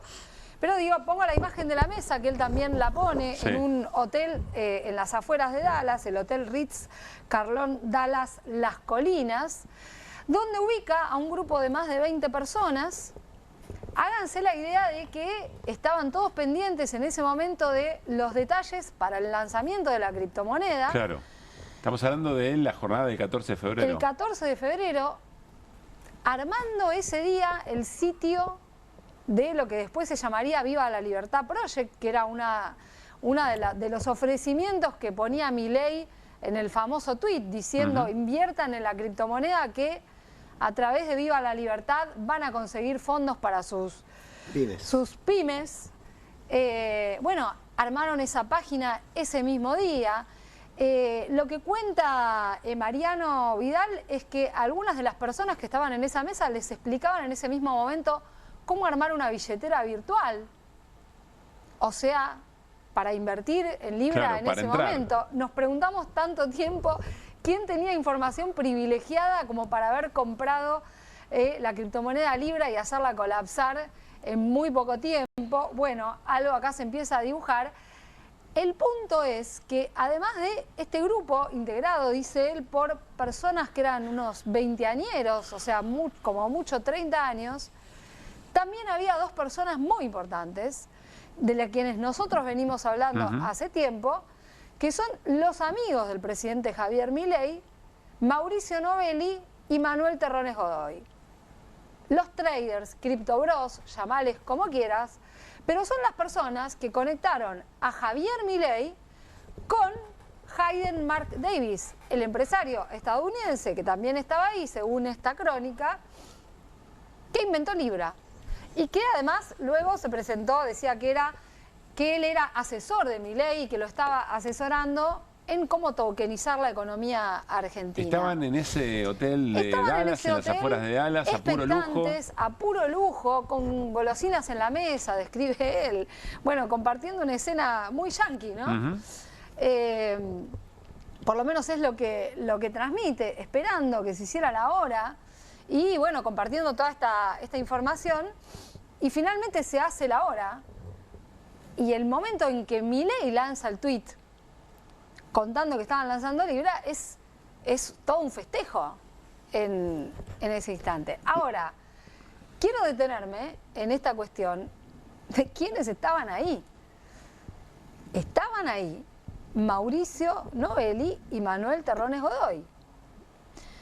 Yendo un poco hacia atrás, ellos fueron los organizadores del Tech Forum, este evento donde también contamos muchas veces que estaba pensado para que vinieran empresarios del mundo cripto a presentarles posibles negocios, no solamente a ellos dos, a Javier Milei. Y de hecho tuviste relatos de algunos conocidos en el mundo cripto como Charles Hoskinson diciendo me querían cobrar para ver a Javier Milei y para que pasaran cosas mágicas, ¿no? Eso decía literal, ¿no? Hoskinson, sí, lo decía literalmente.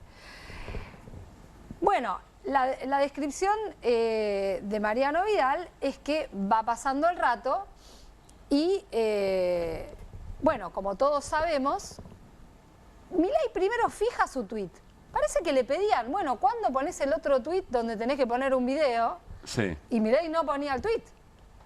Ese que Hayden Davis una vez cuenta en una entrevista que era una suerte de compromiso. Exactamente. Que se habían comprometido a que subían un video como segundo mensaje. Y Milei no sube el video. Milei fija el tuit. Y cuando la moneda empieza a escalar en su valor, pero después colapsa. Y Milei borra el tuit. Y no solamente borra el tuit, sino que lo reemplaza por otro diciendo que él no estaba interiorizado respecto del proyecto.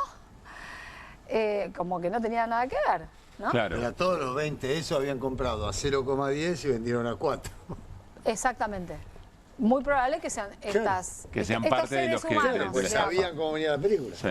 Que sean estos seres humanos. Es muy probable que no sabemos bien quiénes son. Ahora, también lo que me imagino debe ser importante chequear es si había comunicaciones entre Terrones Godoy y Novelli y Milei en una suerte de coordinación. ¿Y vos qué te imaginas? No, la una gran cosa pregunta acá, gran pregunta acá, la que le hicieron a Guillermo Francos en el Congreso, bueno, la que se hizo la Comisión Libra muchas veces es ¿quién le había pasado a Javier Milei el link del famoso contrato en el momento que ese contrato no era público? Que Milei dijo que lo había visto, ¿no? Sí. Que él estaba interesado en esas cosas, que lo vio y lo quiso. Pero eso no era posible porque el contrato no era público, claro. Y además lo subió 10 segundos después de que se arma la página. Lo que dice la crónica de Mariano Vidal es que los que estaban hablando con él eran Mauricio Novelli y Terrones Godoy, lo que tiene toda lógica. Claro.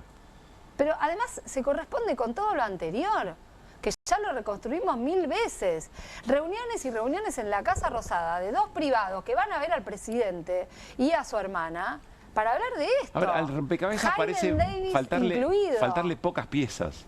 Vuelvo a como presentaste la columna. Lo llamativo es que yo imagino no sé, leyeron el fiscal y el juez leen la tapa de Clarín del domingo y se deben preocupar, porque cada vez queda más expuesto. ¿Sigue siendo Servini la jueza? Te voy a decir algo.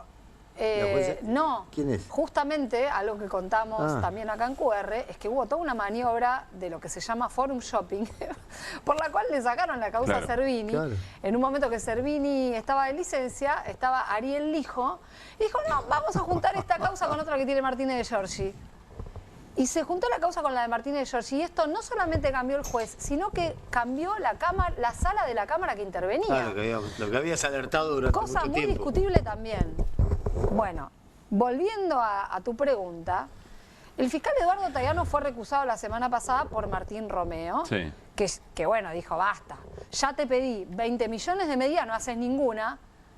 A ver, Tayano citó de testigo a Cristina Pérez, para que se den una idea. Citó de testigo a Cristina Pérez y no citó a Damián Reidel, mencionado por un testigo muy importante como es el programador Maximiliano Filtman, como que contó que Reidel lo llamó de parte del presidente Milei, preguntándole por qué él estaba publicando que todo lo que estaban organizando el Tech Forum eran unos chantas. Y Maximiliano Filtman le dio toda la información que estaba haciendo pública y le dijo por qué le parecían, que le parecían que eran unos posibles estafadores, digamos. Y no se equivocaba. Claro. Bueno, Reidel nunca citado en esta causa. Ahora, hay un dato fundamental. Tayano tiene su poder, que tanto Novelli como Terrones de Godoy habían salido de la Argentina, uno el 5 de febrero, el otro el 6 de febrero, y que los dos volvieron el 16, juntitos. Terrones Godoy, ¿sabes cuál es la diferencia? Ahora se sabe dónde estaban. Pero sabía dónde estaban. Porque ¿qué estaban haciendo todo? Bueno, lo que faltaba está bien, pero... A ver, la geolocalización de los teléfonos es algo que estamos esperando hace mucho. Explícame por qué. En un caso como la causa Andy la tenés en 2 minutos y en este no. No, yo no te lo puedo explicar. Lo que digo es que cada vez todo queda más en evidencia. Es muy grosero. Es muy grosero. A ver, los intercruzamientos de llamado, ¿por qué todavía no hay información? ¿Por qué no hay información sobre el contenido del teléfono de Novelli? Así arrancamos el programa, de hecho. Lo último, Irina, para cerrar. ¿Se espera que esto genere, que esta revelación genere algún movimiento, genere algún cambio? No sé, no sé tu pregunta. Otra vez se ríe de los nervios. Cuando Irina se ríe de los nervios, nada bueno puede salir. Yo espero que sí. Sí. Yo espero que sí. Me encantaría. Creo que hay una de las querellas, por lo menos, que está preparando una presentación, pero también lo recusaron a Tayano. ¿Sabes qué? Tayano no le dio trámite a la apelación de la querella, donde hace 15 días le dijeron que no estaban de acuerdo con el tipo de medida que habían tomado sobre los embargos de esta gente. No proveer eso, ¿qué quiere decir? No le dio trámite, no empezó el trámite. Están esperando que venga la feria judicial, que todo se diluya, que salga la reforma laboral, ¿viste? Ya está, a nadie le importa nada, el Código Penal. Es una joda. ¿Qué querés que te diga? Nos vamos a ir a una pausa y al regresar seguimos ahondando con Hernán en esto que acaba de decir Irina, que no casualmente lo vincula con este tipo de situaciones, la reforma laboral. ¿Qué más trae adentro? Dale.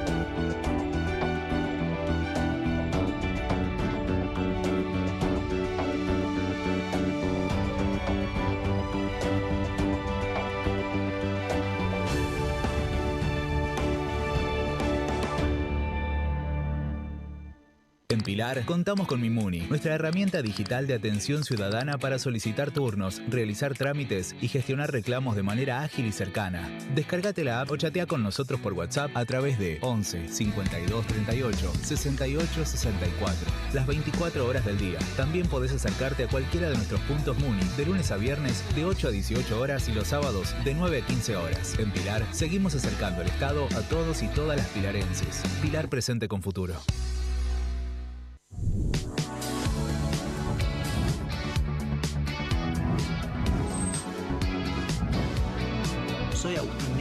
los invito a todos a ver por Amazon Prime lo mejor de La Rioja en nuestra nueva serie de viajes Super Guide por Amazon Prime.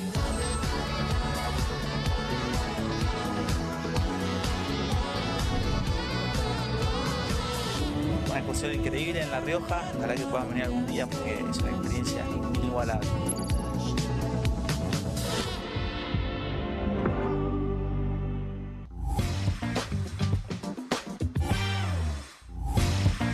Tener la nueva línea Philco Inverter Pure Energy, que usa IA para diagnosticar la calidad del aire y renueva el ambiente con una brisa pura del exterior, es darse un gusto en vida. Los gustos en vida. Philco. Lindas son las avenidas iluminadas como un río de neón. Las personas que nunca se entregan al sueño. Buenos Aires, la ciudad más linda del mundo. Tener la nueva línea Philco Inverter Pure Energy, que usa IA para diagnosticar la calidad del aire y renueva el ambiente con una brisa pura del exterior, es darse un gusto en vida. Los gustos en vida. Philco. Hay casa, hay freezer, hay helado, hay corazón, hay tentación, hay helado, Bono. Hay casa, hay freezer y tus chocolates y golosinas favoritas hechas helado.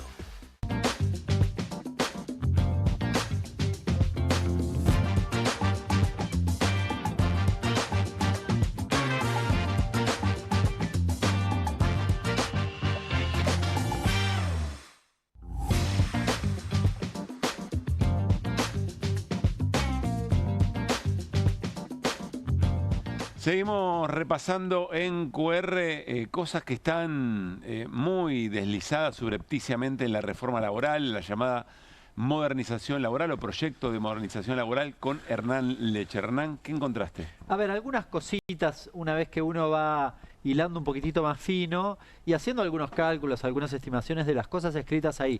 Quiero arrancar con un dato que con el que arrancaste el programa y habíamos mencionado. Acá, 2.990 millones de dólares significa la reducción de la alícuota del impuesto a las ganancias para las sociedades, lo que habíamos dicho al inicio. Pero quiero mostrarte la siguiente, porque esto, vos lo hablaste, lo mencionaste, el beneficio para unos pocos, pero trae aparejado un temita que en términos de voto es muy importante. Le pega a la recaudación de las provincias. Es coparticipable ganancias. ¿Se habían olvidado?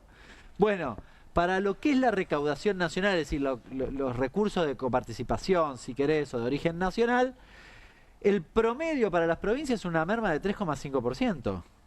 Es decir, todas las provincias dejarían de recaudar en promedio, acá tenés cada una de las provincias, agrupado por provincias, cuánto dejarían de recaudar de lo que reciben del orden nacional, en promedio es 3,5. Pensá que esto es más o menos la mitad de la recaudación, depende de la provincia, pero más o menos, pensalo así, 2 puntos de recaudación provincial, es un numerito. ¿Cómo lo compenso? Ojo, un numerito. Con lo cual hay una discusión ahí. Y los que votan son los senadores que representan estas provincias. Claro, esto hay que leerlo con la contraparte que mencionábamos antes, claro, cómo se fueron repartiendo los ATN en las últimas horas. Sí, bueno, ¿el ATN te compensa esto? Sería como la pregunta, porque en realidad no sé si te compensa mucho. Hay una discusión, además, en paralelo, el gobierno quiere modificar los quebrantos, no me quiero poner técnico, pero la forma de actualización por inflación de los quebrantos, de, digamos, los resultados negativos de los balances que te permiten usarlos en el futuro para no pagar ganancias. Bueno, si modifican eso, también estás hablando de un numerito similar, con lo cual quizás quiere meter, te bajo por acá, pero te aumento por acá. Esto está todavía en discusión, fue una noticia que salió en la política online en los últimos días. Sigamos, te quiero mostrar alguna otra cosita adicional. ¿Es nueva la reforma laboral? Bueno, la respuesta es bastante sencilla. Cualquiera se pregunta, te dice no. Pero hicimos un cuadrito donde, fíjate, en la década de los 90 ya la reforma laboral planteaba el esquema del colaborador. De hecho, se votó. En realidad hubo nuevas formas de contratación bastante diversas, lo que se llamaban contratos basuras en aquella época. La prevalencia de acuerdos individuales o de empresas sobre actividad también estaba vigente. La ultraactividad, Cavallo la planteó en el 98, pero después finalmente también se votó en la ley Banelco, y todo esto, contribuciones. La reducción de contribuciones fue el paradigma, el eje principal de la reforma del 93-94 de Cavallo. El blanqueo estaba incluido y el periodo de prueba lo creó Cavallo. Este cuadro es muy bueno. Sí, está bueno, la verdad. Macri hizo prácticamente todo, salvo lo de ultraactividad en su reforma, su malograda reforma y una modificación del periodo de prueba. Todo lo demás exactamente igual a lo que hace Milei en el día de hoy. Uno podría decir, bueno, ¿fueron poco ocurrentes? Sí. En realidad yo diría, cada vez que vuelve un gobierno liberal, hace lo mismo. Claro. ¿No? Es una especie de hilo conductor. ¿no? Va por más puntos. Sí, va por más. Bueno, pero muchas de esas cosas se votaron y todas estas se montan sobre aquello también, ¿no? Porque aquella no es menos dañina. Claro. Porque no tiene todos los ítems, digamos. Bueno. No, lo cual nos lleva a otra discusión, que es si efectivamente algunas va a negociar. No importa cuáles quedan, va a ser muy dañino igual, salga lo que salga. Definitivamente, definitivamente. No sé si nos queda algún minutito, pasamos una más, alguna cosita más. Muy importante, me fui a hacer un laburito, Pablo, porque viste que en la indemnización, ¿qué quieren? Sacarle todos los ítems que no son el salario básico. La Secretaría de Trabajo publica un dato que se llama salario conformado, que es lo que efectivamente cobras, y también el salario básico con antigüedad, con lo cual podés comparar por gremio, digamos, o por trabajador de gremios, ¿qué parte de su salario en promedio está por encima del salario básico? Fíjate, agarro un conductor de camiones, es muy importante. El 40% de su salario son ítems fuera del salario básico. Claro. Sobre esto no cobraría indemnización. ¿Se entiende si lo he hecho? Sí. Bueno, alguno un poco menos, 8, pero mirá, acá en indumentaria el oficial calificado casi el 50%. También el transporte. Transporte, abajo, ¿no? 45%. El gastronómico también, che. Sí, sí, el numerito es muy importante, ¿no? Yo acá sí traje algunos, pero más o menos está en promedio entre el 20, el 40, 45, acá hay uno menos, pero en general eso. Con lo cual, la indemnización es un recorte importante. Claro. Dentro de esto también tenés horas extras. No está identificado, así que no puedo decirte cuánto, pero una parte de esto es horas extras, acordate del banco de horas, por eso te lo estoy mencionando. Claro. Bueno. ¿Hay más? ¿Tenemos más? Sí. Bueno, a esto, viste que a la par de la presentación, unos días antes hacen o publican un documento que es el del pacto fiscal. En ese acuerdo, en ese texto... El pacto de mayo. Perdón, el pacto de mayo. En ese texto dice textualmente: existe un amplio consenso en que las relaciones laborales en la Argentina se encuentran condicionadas por una sobrecarga de costos y una marcada rigidez normativa. No es necesario sobreargumentar. No vamos a explicar por qué hacemos todo esto. Así. Así arranca, créeme, Pablo, así arranca el capítulo vinculado a la reforma laboral. Si no la vamos a argumentar, porque total ya está, ya se sabe. Es genial, en serio es increíble. Yo porque soy un psicópata me fui a leer eso, básicamente. Sí, pues la verdad que nadie lo leyó. Yo como un gil. Ahora, datos, porque la ley base ya se aplicó desde hace más de un año.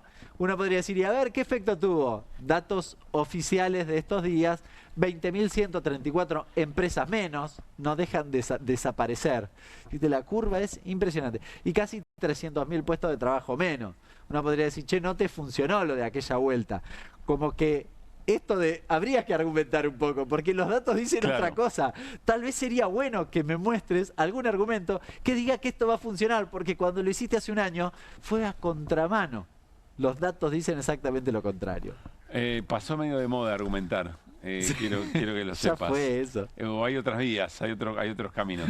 Bueno, nos vamos. Gran abrazo al equipo, por supuesto al equipo técnico también. Gracias a ustedes por estar ahí. Mañana empezamos ya a desandar una semana en la que todo esto se va a poner en juego en la calle, en el Congreso. Si no fuera tan dramático eventualmente, muy interesante de observar, a ver cómo se van a ir dando estos movimientos. ¿Será punto de inflexión para el gobierno de Milei? ¿O también esto lo va a llevar adelante con esa audacia y al mismo tiempo con esa suerte de no creer